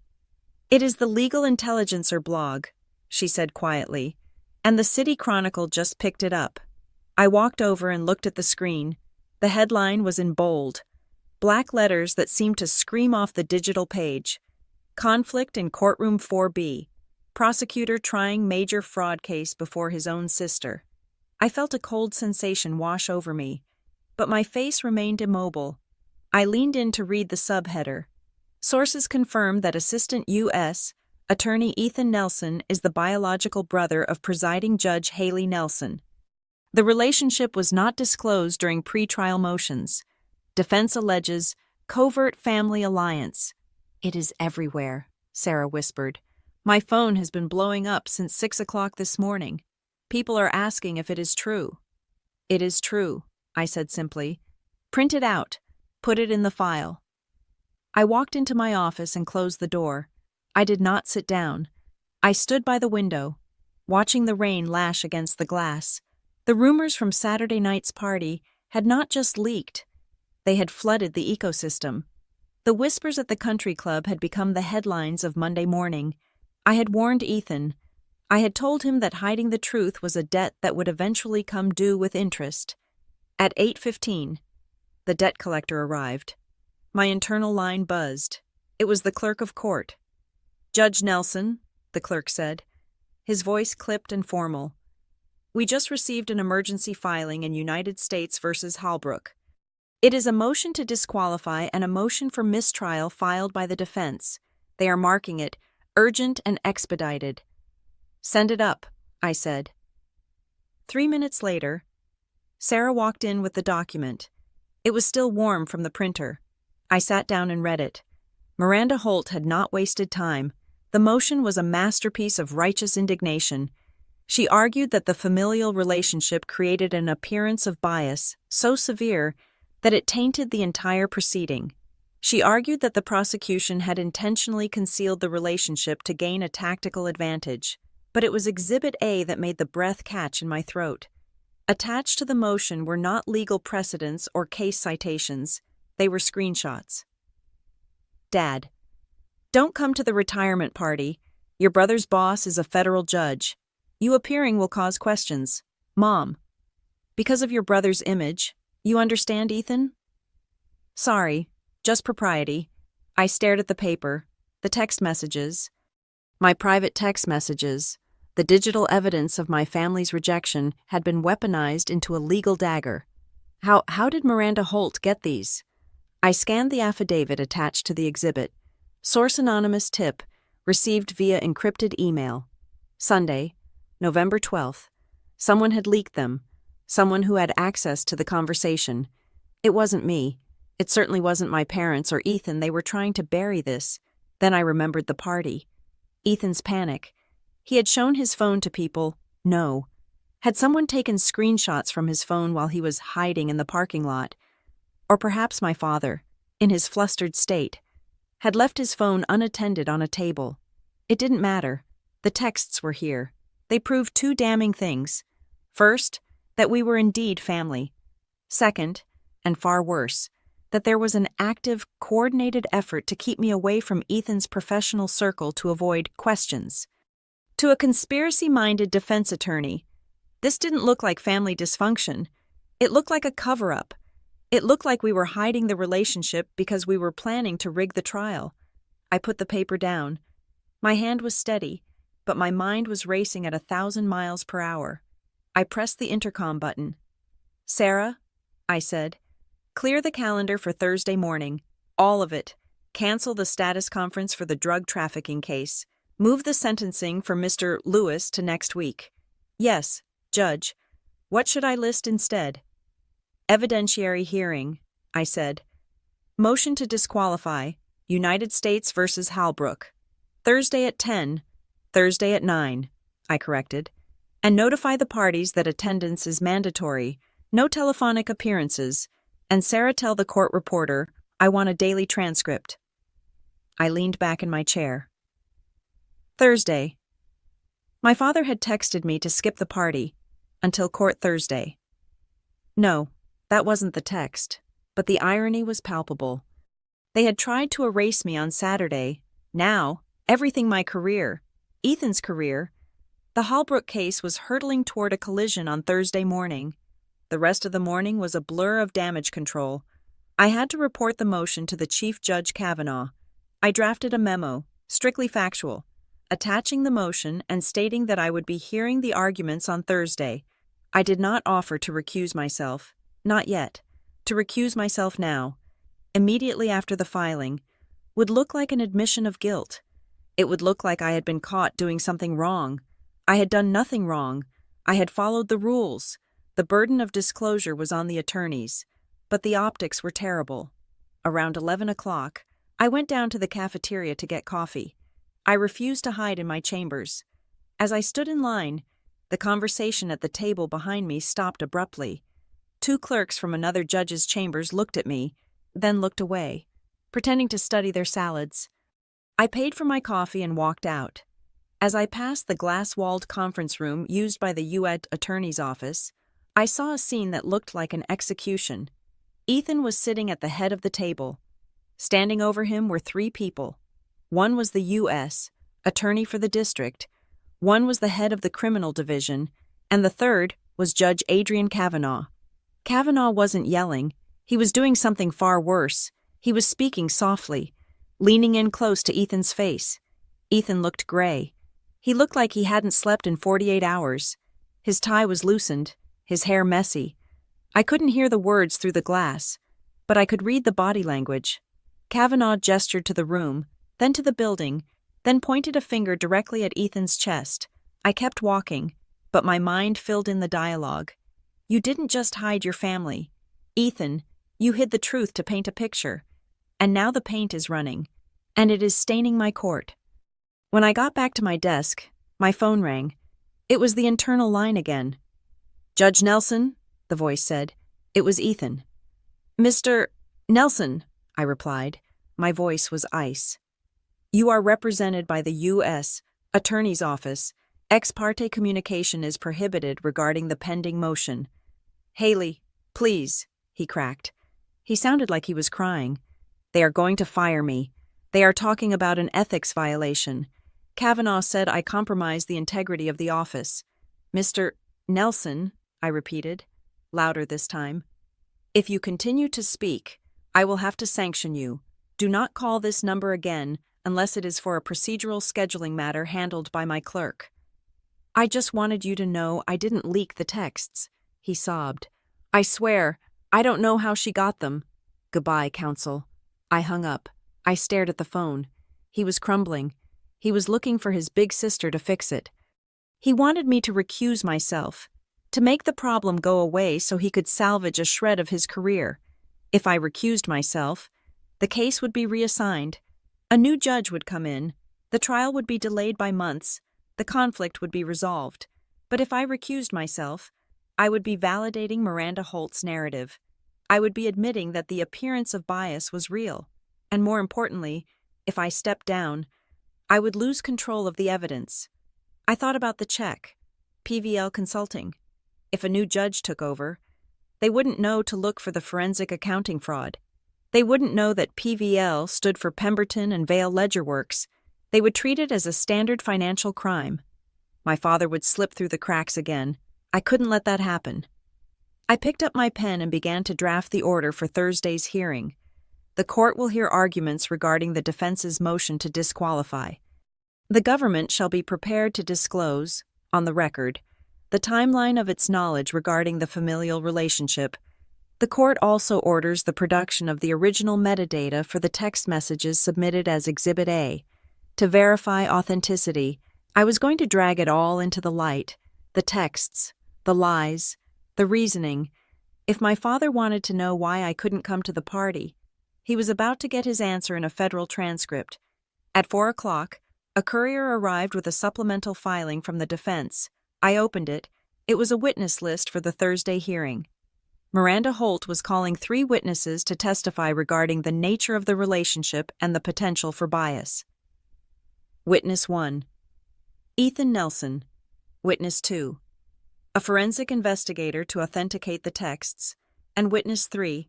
I stared at the name. Robert Nelson. My father.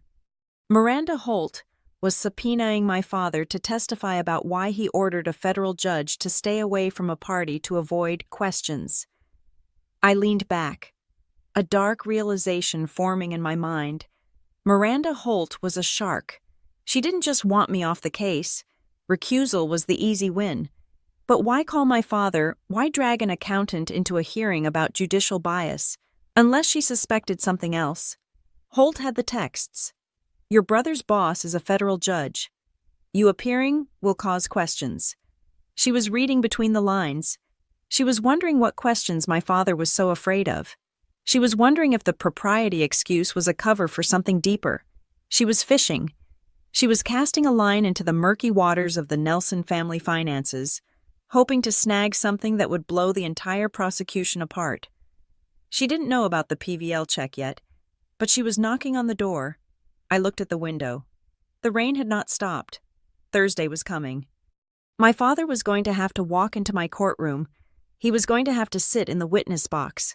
Below me, he was going to have to place his hand on the Bible and swear to tell the truth.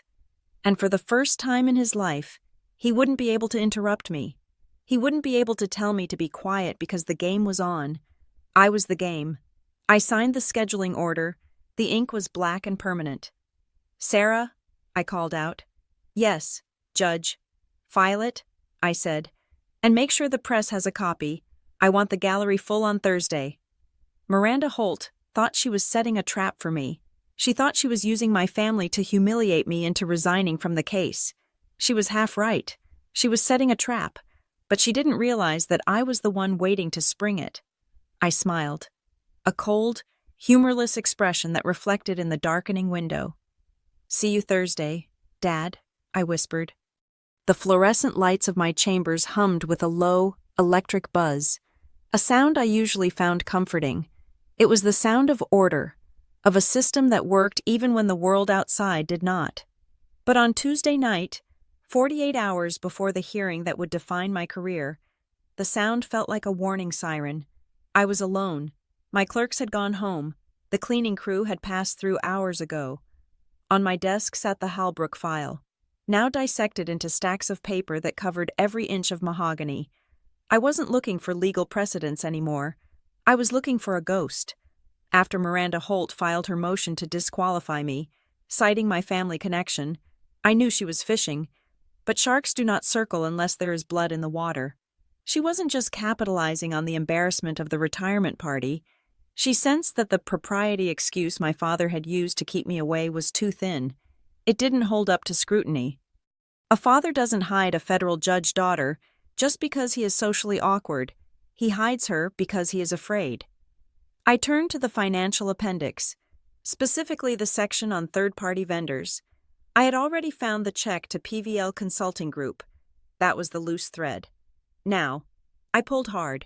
I cross-referenced the PVL payments with the email discovery dump the prosecution had provided months ago, terabytes of boring corporate communications that usually no one reads. I ran a search for PVL and consulting. The system churned for a moment, then spat out 17 results. Most were invoices, but one was an email chain dated 4 years ago. It was from the CFO of Halbrook Construction to an external email address, Audit Team, Lead PVL, LedgerWorks. Com. The subject line was RE Adjustments to Q4 Liability Statement. I opened the attachment linked in the metadata. It was a memo outlining how to reclassify a $2 million loss as a capital investment to avoid triggering a federal audit flag. It was a roadmap for fraud. And at the bottom of the memo, in the Reviewed By field, were the initials R. I stared at the screen. R. Robert Nelson. It wasn't proof beyond a reasonable doubt. It could have been Richard Nixon for all the metadata cared. But then I looked at the billing code associated with the email. Partner Level Review 780. My father's employee ID number at Pemberton and Vale was 780. I knew this because he used it as the passcode for his garage door opener. He used it for everything. He said it was his lucky number. I sat back, the leather of my chair groaning. The air left my lungs. The pieces slammed together with the force of a car crash. The retirement party, the text messages. You appearing will cause questions. It wasn't about social status. It wasn't about Ethan's image. It wasn't about me being boring. My father knew that Judge Adrian Kavanaugh was coming to the party. He knew Kavanaugh was the chief judge. He knew Kavanaugh liked to talk about his cases. If I had gone to that party, and Kavanaugh had introduced me as Judge Nelson, and we had started talking about the Halbrook trial, and my father was standing there. He was terrified that I would mention the forensic accounting irregularities. He was terrified that I would say, "We are seeing some strange consulting fees from a Delaware shell company." He wasn't hiding his daughter. He was hiding his accomplice. He had erased me from the family narrative not out of shame, but out of self-preservation. He needed me to be a clerk so that no one would wonder why the daughter of the accountant was presiding over the trial of the client. My phone rang. I looked at it. Mom. I let it ring 3 times. Then, I picked it up. Haley. Her voice was tight, high-pitched. She sounded like she was standing in a room with very little air. "Hello, Mother," I said. "Your father is not doing well," she said. "He is pacing. He won't eat. This hearing on Thursday, Haley, you have to stop it." "I am a judge." "Mother," I said, "I don't stop hearings because my father is stressed. I schedule them." "You don't understand," she whispered. "Miranda Holt, that lawyer, she sent a subpoena to the house this afternoon. For Dad." "I know," I said. "I saw the filing." "Haley, listen to me," she said, and her voice dropped to a frantic hiss. "Dad didn't do anything wrong.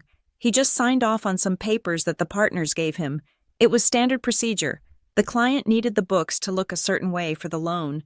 And Dad he smoothed the edges." "Smoothed the edges," I repeated. "Is that what we are calling felony wire fraud now?" "Don't use those words," she snapped. "He was just doing his job. He has been there 40 years. If he didn't sign it, they would have fired him. He was protecting us. He was protecting his pension." "So he sacrificed my reputation to protect his pension," I said. "He didn't mean to hurt you," she sobbed. "He just needed to keep things separate. He knew if you knew you are so rigid, Haley, you see everything in black and white. He knew you wouldn't understand the gray areas of business." "The gray area," I said coldly. "Is that where you think I live? I live in the law, Mother, and the law doesn't have a gray area for cooking the books to hide $2 million. Please," she begged. "If he goes on that stand, if that lawyer asks him about the files, it will kill him. You can fix this. Recuse yourself. Step down. If you leave, the pressure goes away. Please, Haley, for the family." "I have to go," I said. I hung up before she could say anything else. My hand was shaking. He just signed what they gave him, the Nuremberg defense of the suburban accountant. I looked at my computer screen. Ethan had sent me an email. It was flagged high importance. Subject, please read. I opened it. Haley. I swear on my life I didn't know. I looked into the PVL entity after Holt filed the subpoena. I saw the connection to Dad's firm. I almost threw up in my office. If I prosecute this case, and Dad is a witness, I lose my license. I get disbarred. But if I admit I knew, I go to jail for conflict of interest. I didn't know. You have to believe me. I thought he was just a boring accountant. I didn't know he was dirty. What do we do? I stared at the words. I didn't know he was dirty. For the first time in his life, Ethan wasn't worried about being the star. He realized he was the fall guy. Our father had let Ethan prosecute a case that could potentially send his own father to prison, and he hadn't said a word. He had let his golden boy walk into a minefield blindfolded. That was the ultimate betrayal. My father had risked Ethan's entire future to save his own skin. I didn't reply to Ethan. I couldn't. Anything I said would be discoverable. I stood up and walked to the window. The rain had stopped, but the city below was dark. I was trapped. If I stayed on the case, I would have to preside over a hearing where my father would be questioned by Miranda Holt. Holt didn't know about the specific email I had just found, not yet, but she was smart. She would ask about his firm. She would ask about his clients. She would drill down until she hit the nerve, and I would have to sit there and watch. I would have to rule on objections while my father perjured himself or incriminated himself. But if I recused myself, if I stepped down now, Miranda Holt wins. She proves that I was biased. And worse, the case gets transferred to a new judge, a judge who doesn't know the background, a judge who might let the PVL connection slide because it looks like a minor detail in a massive fraud case. My father might get away with it, and if he got away with it, he would learn nothing. He would go back to his country club, drink his scotch, and tell everyone how he survived the misunderstanding. He would continue to erase me. I turned back to the room. There was a knock on my door. It was late, past 8 o'clock. "Come in," I said. The door opened. It was Judge Kavanaugh. He wasn't wearing his robes. He was in a trench coat, holding a wet umbrella. "Burning the midnight oil. Judge Nelson," he asked. "Just reviewing the motions for Thursday," I said. Standing up, he walked into the room, dripping water onto my carpet. He looked at the stacks of paper on my desk. He looked at the Halbrook binder. "You have a difficult day ahead of you," he said. It wasn't a question. "I have had difficult days before," I replied. "Not like this," Kavanaugh said. He walked over to the bookshelf and inspected a volume of Supreme Court rulings. "The town is talking. Haley. They are saying you are going to recuse. They are saying the pressure is too much. That blood is thicker than the federal code." He turned and looked at me. His eyes were hard, flinty. "Ethan is a mess," he said. "I spoke to him. He is terrified. He thinks his life is over." "Ethan is an adult," I said. "He made his choices." "And your father?" Kavanaugh asked. "Miranda Holt is going to peel him like an onion. You know that. She smells a rat. She thinks the propriety text was a code for something else." He paused, letting the silence stretch. "If you step down," Kavanaugh said softly, "no one will blame you. You can say it is to preserve the appearance of impartiality. You can save your family the spectacle." "Is that what you would do?" I asked. Kavanaugh smiled, a thin, razor-sharp expression. "Me no. But I am a bastard. I care more about the sanctity of this building than I do about anyone's feelings." He walked closer to my desk. "But you have to decide what you are. Are you a Nelson? Or are you a judge?" He tapped his finger on the mahogany desk. "If you protect them, Haley, you validate every lie they ever told about you. You prove them right. You prove that you are just the little sister, the daughter, the girl who does paperwork. You prove that you can be controlled." He turned to leave. "But if you apply the law," he said, pausing at the door, "if you let the sword fall where it may, then you are something else entirely. You are the thing they were afraid of all along." He opened the door. "Just remember," he added, "mercy is for the sentencing phase. The trial is for the truth." The door clicked shut. I stood there for a long time. Are you a Nelson or are you a judge? My mother wanted me to save them. Ethan wanted me to save him. My father wanted me to disappear. They all wanted me to use my power to shield them from the consequences of their own actions. They wanted to corrupt the one thing that I had built for myself, my integrity. I looked at the email on my screen. Reviewed by R.N. If I buried this, I was no better than them. If I buried this, I was an accessory. I sat down. I opened a blank document. I began to type my opening statement for Thursday's hearing. I would not recuse. I would not step down. I was going to preside.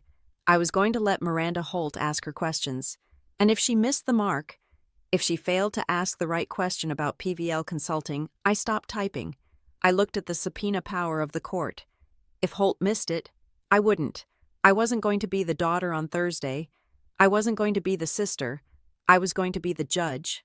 And in my courtroom, the truth was the only family I had left. I saved the document. Hearing outline, Thursday, November 16th, The file name looked innocent enough, but inside, I knew it contained the end of the Nelson family as we knew it. I turned off the lights. The office plunged into darkness. Save for the blinking green light of the server tower, I was ready. Wednesday night fell over Seattle like a heavy velvet curtain, damp and suffocating. The rain had ceased, leaving behind a silence that felt pressurized, the kind of stillness that precedes a tectonic shift. I sat in my living room, the lights dimmed, listening to the ticking of the grandfather clock in the hallway. It was 9 o'clock. Tomorrow was Thursday. Tomorrow. I would walk into courtroom 4B, not just as a judge, but as the subject of a motion to disqualify. Tomorrow. My father would take the stand. Tomorrow. The intricate web of lies my family had spun for decades would be subjected to the harsh, antiseptic light of federal scrutiny. I was mentally rehearsing my opening statement when the doorbell rang. It wasn't a polite chime. It was a desperate, leaning press, followed by a frantic pounding. I checked the security camera feed on my phone. Ethan. He looked unrecognizable. The crisp, confident prosecutor who had strode into my courtroom on Monday was gone. In his place was a man in a wrinkled raincoat, his hair plastered to his forehead, his eyes wide and bloodshot. He looked like a college student who had just failed his finals, not an assistant United States attorney. I opened the door. "Haley," he breathed, stepping inside without waiting for an invitation. He brought the smell of wet pavement and anxiety with him. "We need to talk. You have to listen to me." "I don't have to do anything. Ethan," I said, closing the door but not locking it. I folded my arms, keeping my distance. "You are an attorney in a case pending before me. You being here is highly improper." "Screw propriety," he shouted. Then his voice cracked, dropping to a whisper. "Screw it. It doesn't matter anymore. Miranda Holt is going to destroy us tomorrow. Kavanaugh is ready to hang me out to dry. I need my sister." He walked into the living room and collapsed onto the sofa, burying his face in his hands. I stayed standing. I watched him. A part of me, the part that remembered him as a toddler, wanted to comfort him, but that part was buried under 3 decades of neglect. "You don't have a sister. Remember," I said, my voice cool. "You have a sibling who works in administration, someone clearly too boring to mention." Ethan looked up. His face was pale, ravaged by stress. "I lied," he said. The confession hung in the air. "I know you lied, Ethan. That has been established." "No," he shook his head. "I mean, I lied about why." He took a deep breath, his hands trembling on his knees. "I told you on Monday that I didn't know you were a judge. That was a lie. I knew. I didn't blink." "Go on." "I saw the announcement in the legal journal 3 years ago," he admitted, staring at the floor. "I saw your picture. Haley Nelson appointed to the district court. I saw it. I even cut it out. Then why," I asked, "why pretend I didn't exist? Why tell Kavanaugh I was a clerk?" "Because it was my story," Ethan burst out, hitting the sofa cushion with his fist. "My whole life, Dad made me the star. Ethan the prosecutor. Ethan the hero." It was a clean, single line. If I told people my sister was a federal judge suddenly, I am not the special one anymore. Suddenly, I am just the second best lawyer in the family. He looked at me, his eyes pleading for understanding. "I wanted to be the only Nelson who mattered," he whispered. "So when Kavanaugh asked, I just minimized you. I told him you pushed papers. I told him you were in the background. I wanted to keep my narrative clean." I looked at him with a mixture of pity and revulsion. "So it wasn't about propriety," I said softly. "It wasn't about protecting the family image. It was about your ego. You erased me because you were afraid I would outshine you." Ethan didn't answer. He just looked down. His silence was the loudest confession he could have made. "You are pathetic," I said. "I know." He wept. "I know I am. But Haley, you can't let them ruin Dad. You can punish me. Report me to the bar. But Dad, he is old. He doesn't understand this world. He understands enough to hire lawyers, I said. And speaking of Dad, Ethan's phone on the coffee table began to buzz. It was a video call request. The name on the screen was Dad. Ethan looked at it, terrified. Answer it, I commanded. Ethan reached out with a shaking hand and tapped the green button. He propped the phone up against a vase so we could both see the screen.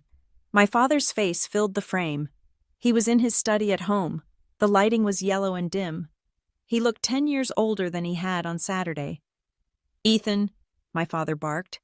Did you get to her? Is she listening? I am here, Dad, I said, stepping into the frame. My father recoiled slightly, as if seeing a ghost. Haley, he said. His voice wasn't angry anymore. It was desperate. Thank God. Listen to me. You have to stop this. You have to stop this hearing tomorrow. I can't stop a legal proceeding, Dad, I said. And frankly, I wouldn't if I could. You don't understand what you are doing, he shouted, his face flushing red on the small screen. That woman, that Miranda Holt, she's going to ask questions that have nothing to do with the trial. She is going to twist things. She is going to ask why you ordered a federal judge to hide from a party, I said. It is a relevant question regarding bias. It was just a text, my father pleaded. Haley, you have to recuse yourself. Tell them you are sick. Tell them you have a conflict. Just get off the bench. If you are not the judge, Holt loses her angle. She will drop the subpoena. Is that what you think? I asked. You think this is about me? I leaned closer to the phone, looking directly into the camera lens, directly into his eyes. I know about PVL Consulting. Dad? On the screen, my father went perfectly still. It was the reaction of a man who hears the click of a gun behind his head. I don't know what you're talking about, he stammered, but his eyes darted to the side. I found the check, I said, my voice merciless. Exhibit 4C in the Hallbrook file, a payment to a shell company in Delaware, and I found the email. Dad, the memo regarding the reclassification of the debt. It was reviewed by RN with your employee ID number. That was standard work, my father spluttered. We were consultants. We advised on strategy. You advised on fraud, I corrected. You helped Hallbrook cook the books to hide losses so they could keep bidding on government contracts. That is federal wire fraud. That is conspiracy. It was a capital adjustment, my father yelled, losing his composure completely. The client directed us to move the liability I just signed off on the methodology I didn't steal anything. The room went silent. Ethan stared at the phone, his mouth open in horror. He had just heard his father admit to the specific mechanism of the crime he was prosecuting. There, I said quietly. You just said it. The client directed us to move the liability. That is the heart of the case. Dad, you just confessed to being a co-conspirator. My father stopped breathing for a second. He realized what he had done. He realized he wasn't talking to his daughter. He was talking to a witness. Haley, he whispered. You wouldn't. I am your father. You were my father on Saturday, I said. On Saturday. I was a liability you wanted to hide. Today, I am the judge, and you just gave me testimony. Ethan, my father screamed. Do something. Tell her she is your sister. Ethan looked at the phone, then at me. He looked at the tears running down our father's face. Then he looked at the cold, granite resolve in my eyes. She is not my sister right now. Dad, Ethan said, his voice hollow. She is the court. I am ending this call, I said. From this moment on, do not contact me. Do not contact Ethan. If you try to reach us, I will have you detained for witness tampering. Get a criminal defense attorney. Dad, not the corporate guy you use for taxes. A real one. You are going to need him tomorrow. I reached out and tapped the red button. The screen went black. Ethan sat there, staring at the blank phone. He looked like he had been hollowed out. He did it, Ethan whispered. He actually did it. I have been chasing Hallbrook for 2 years, and my own dad was holding the pen. He was protecting himself, I said. And he used you to do it. He let you prosecute this case hoping you were too focused on your own reflection to notice his handwriting in the margins. Ethan looked up at me. What happens tomorrow?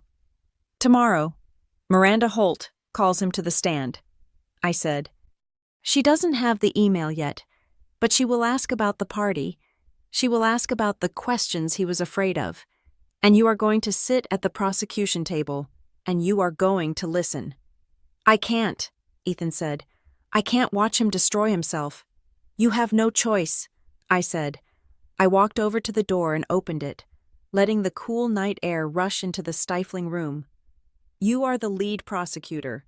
If you fail to appear, I will issue a warrant for your arrest. Ethan stood up slowly. His legs looked shaky. He walked toward the door, pausing on the threshold.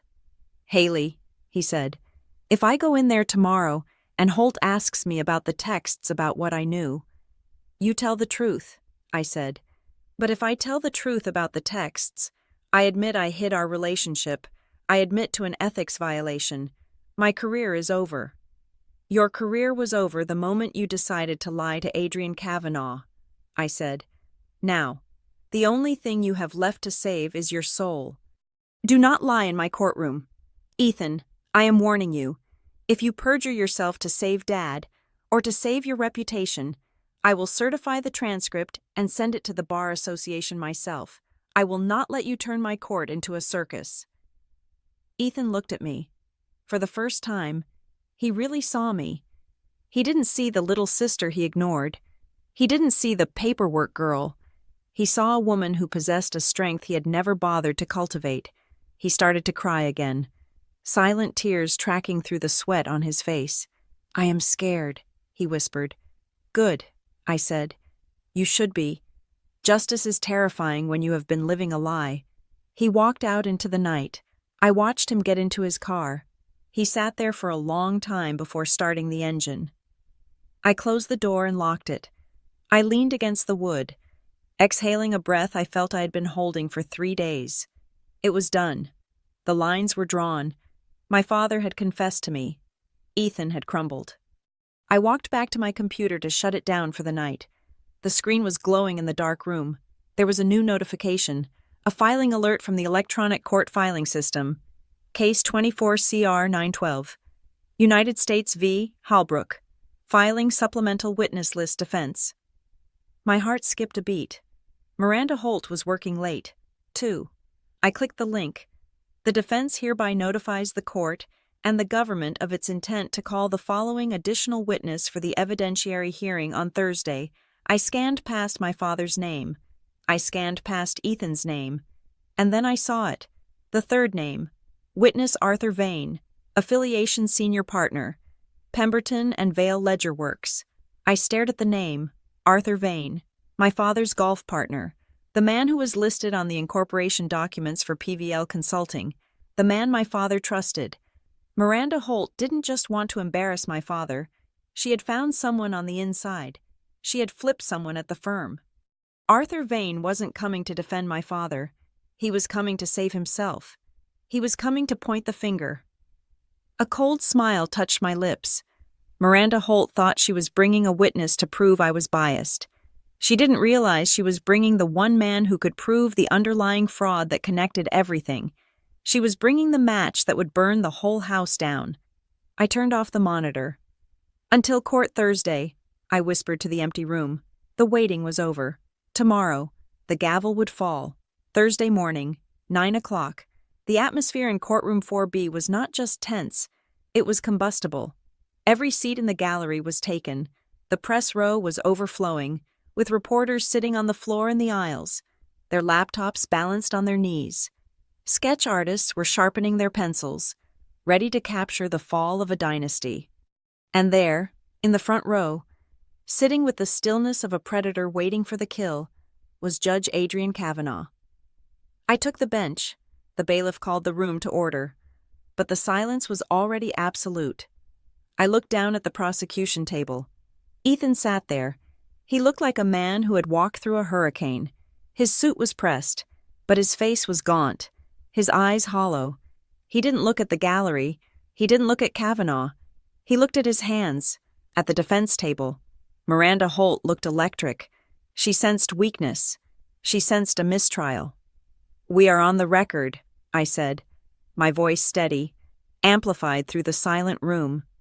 "This is an evidentiary hearing regarding the defense's motion to disqualify based on alleged familial bias and conflict of interest." Miranda Holt stood up immediately. "Your Honor," she began, her voice ringing with theatrical outrage, "the facts are undeniable. The lead prosecutor is your brother. This relationship was concealed from the defense.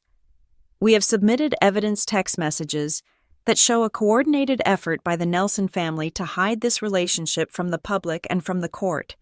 This is not just an oversight, it is a conspiracy to shield the court from scrutiny." She pointed a finger at Ethan, then swept her hand toward me. "How can my client receive a fair trial when the judge and the prosecutor are coordinating their social calendars to avoid questions? The appearance of bias is overwhelming. You must recuse yourself, Your Honor, and frankly, this case should be dismissed with prejudice." The gallery murmured. It was a compelling argument. I let the sound settle. I did not bang the gavel. I waited until the silence returned on its own. "Ms. Holt," I said, "you argue that the text messages prove a conspiracy to coordinate the trial. I have reviewed them. They appear to prove something quite different." I picked up the file. "They prove that for many years, my family has viewed my presence as a liability to Mr. Nelson's social standing. They do not show affection or alliance. They show estrangement." I looked directly at Ethan. "Furthermore," I continued, "the record will reflect that on Monday morning, in my chambers, I offered Mr. Nelson the opportunity to recuse himself. I gave him two choices: step down or disclose. He chose to remain. That was his error in judgment, not the court's." Ethan flinched. "However," I said, turning back to Holt, "you have raised a valid point regarding the concealment, and you have submitted these text messages as evidence." I held up the screenshot. "The court is curious. Ms. Holt, these are private communications. Mr. Nelson did not provide them. I certainly did not. My parents did not." Miranda Holt stiffened. "We received them from a confidential source." "A source," I said, my voice hardening, "that you pressured." I picked up a new document from my desk, an affidavit I had received late last night from the internal security team at the courthouse, combined with the subpoena return I had ordered regarding the leak. "This court has learned that an investigator employed by your firm contacted a junior administrative assistant at Pemberton and Vale Ledger Works, my father's firm, and threatened to expose her own minor record unless she accessed my father's unlocked phone during the party." The courtroom gasped. Holt went pale. "That is a gross violation of privacy and a borderline obstruction of justice. Ms. Holt, you tried to manufacture a scandal to force a mistrial because you are losing on the merits of the fraud case." I leaned forward. "I am denying your motion to recuse. The standard for recusal requires a reasonable question of impartiality. My record shows no favor to the prosecution. In fact, I have ruled against Mr. Nelson on 3 key evidential motions this week alone." I turned my gaze to Ethan. "However, Mr. Nelson's failure to disclose this relationship to his supervisors and to the defense is a violation of professional conduct. Therefore, while I will not step down, I am referring Mr. Nelson's conduct to the Office of Professional Responsibility for a full ethics investigation. He will remain on this case under strict supervision, but his actions outside this courtroom will face judgment." Ethan nodded slowly. He knew this was the mercy kill. I had saved the case, but I had torched his reputation. He would have to rebuild from the ashes. "Now," I said, checking the docket, "you filed a supplemental witness list. Ms. Holt, you wish to call Arthur Vane." Miranda Holt looked unsure. Her recusal gambit had failed, but she still had the witness. She still thought she could prove that my father's firm created a financial conflict. "Yes, Your Honor," she said, recovering her composure. "We call Arthur Vane." The back doors opened. Arthur Vane walked in. He was a small man with nervous eyes and a suit that looked too big for him. He was a senior partner at Pemberton and Vale. My father's colleague for 20 years. He took the stand. He was sworn in. Mr. Vane, Holt said, trying to pivot. Does your firm, Pemberton and Vale, have a financial relationship with the defendant? Halbrook Construction. We have done consulting work, Vane stammered. And is Robert Nelson, the father of the judge and the prosecutor, a partner in your firm? Yes. So, if Halbrook Construction is convicted and fined, your firm loses a major client, correct? Which means the Nelson family loses money. Isn't that a conflict? It was a weak line of questioning. Financial interest of a parent is rarely enough to disqualify a federal judge unless the money is direct, but I wasn't going to let it end there. Ms. Holt, I interrupted. You are asking generalities. Let's get to specifics. I turned my chair toward the witness. Mr. Vane, I said, I am looking at Exhibit 4C, a check for $75,000 made out to PVL Consulting Group, LLC. Is that an entity controlled by your firm? Vane froze.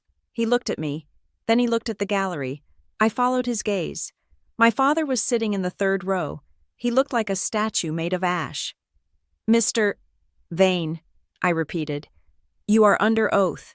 Is PVL Consulting a shell company used by Pemberton and Vale?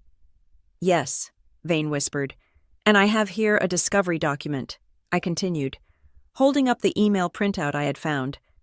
A memo regarding the reclassification of $2 million in debt. It is signed with the initials RN and employee code 780. The room was deadly silent. Even the court reporter stopped typing for a second. Mr. Vane? I asked, my voice slicing through the air like a guillotine blade. Who is RN? Vane looked at my father. He looked at the prosecutor, Ethan. Then he looked at me. He realized there was no way out. If he lied, he went to prison for perjury. If he told the truth, he destroyed his friend. RN is Robert Nelson, Vane said. His voice was shaking. He was the lead reviewer on the Halbrook account. He signed off on the debt reclassification. Pandemonium. The reporters jumped to their feet. The gallery erupted. Miranda Holt stood there, stunned. She had brought Vane to prove a vague conflict, and instead, she had just elicited a confession that implicated the prosecutor's father in the very fraud he was prosecuting. I banged the gavel, once, hard. Order, I shouted. Order in this court. The noise subsided to a frantic buzz. I looked at Ethan. He was staring at our father. The look on his face wasn't anger anymore. It was grief. I looked at my father. He wasn't looking at me. He was looking at his hands, defeated. The secret he had tried to hide by erasing his daughter had been exposed by that very daughter because he had underestimated her. The record will reflect the witness's testimony, I said calmly. Mr. Nelson, as the prosecutor, you are now in possession of evidence implicating a new party in the conspiracy. I assume you know your duty. Ethan stood up. He looked at me. He took a deep breath. Yes, Your Honor, Ethan said. His voice was quiet, but firm. The United States moves to sever the investigation into Pemberton and Vale, and to designate Robert Nelson as a target of the investigation. He said it. He did his job. He indicted his own father to save the integrity of the law. Motion granted, I said.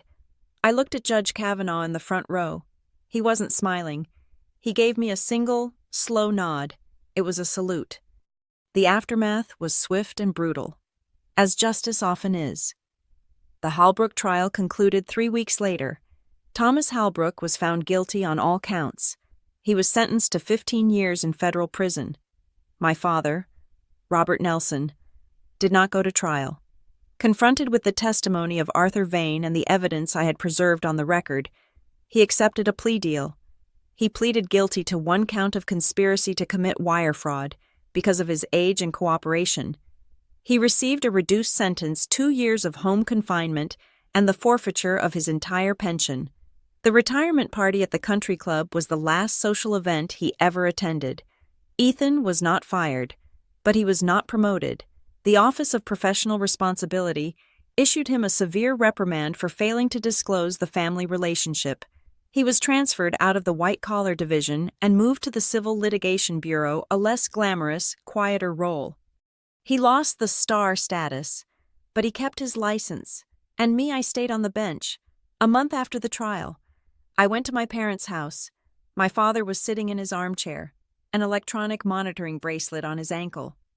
My mother was in the kitchen, making tea, moving with the quiet, shattered demeanor of a woman who had lost her social standing. I sat down across from my father. "Why did you come?" he asked. He didn't look at me. He couldn't. "To tell you that I am not angry," I said. He looked up, surprised. "You're not—" "I lost everything. Ethan lost his promotion. Because of you." "No," I said firmly. "Not because of me. Because of the truth. You spent 40 years building a lie. Dad, you tried to build a world where Ethan was the hero. You were the successful businessman, and I was the ghost. But ghosts have a way of haunting the house." I stood up. "I am going to continue being a judge," I said. "I am going to continue making headlines. And people are going to ask you about me. They are going to ask if you are related to Judge Nelson." I paused at the door. "And for the first time in your life, you are going to have to look them in the eye and say, 'Yes, she is my daughter.' Not because you are proud, but because you have no other choice." I walked out to my car. Ethan was waiting there. He looked different. The arrogance was gone. He looked tired, but he looked real. "You were right," he said, "about everything." "I usually am," I replied. "It is part of the job description." He smiled. A faint, genuine smile. "Kavanaugh told me something yesterday. He said I was lucky." "Lucky." "He said I was lucky I had a judge for a sister, because any other judge would have thrown me in jail for contempt." "He might be right," I said. I opened my car door. "See you at Christmas?" Ethan asked. It was a tentative question. I looked back at the house, then at him. "Maybe," I said. "If you are ready to introduce me correctly." "Judge Haley Nelson," he said, testing the weight of it. "Yeah, I think I can do that." I drove away. The rear-view mirror showed the house shrinking in the distance, a small, quiet place that could no longer contain me. I turned onto the highway, merging into the traffic. Just another car in the flow, but steering my own course. The party was over, but my court was always in session. Thank you so much for listening to this story. I would love to know where you are tuning in from. So please drop a comment below sharing your city or country. It is always amazing to see how far these stories travel. If you enjoyed this tale of justice and family secrets, please subscribe to the Maya Revenge Stories channel. Hit that like button and smash the hype button to help this story reach even more people. Your support means the world to me.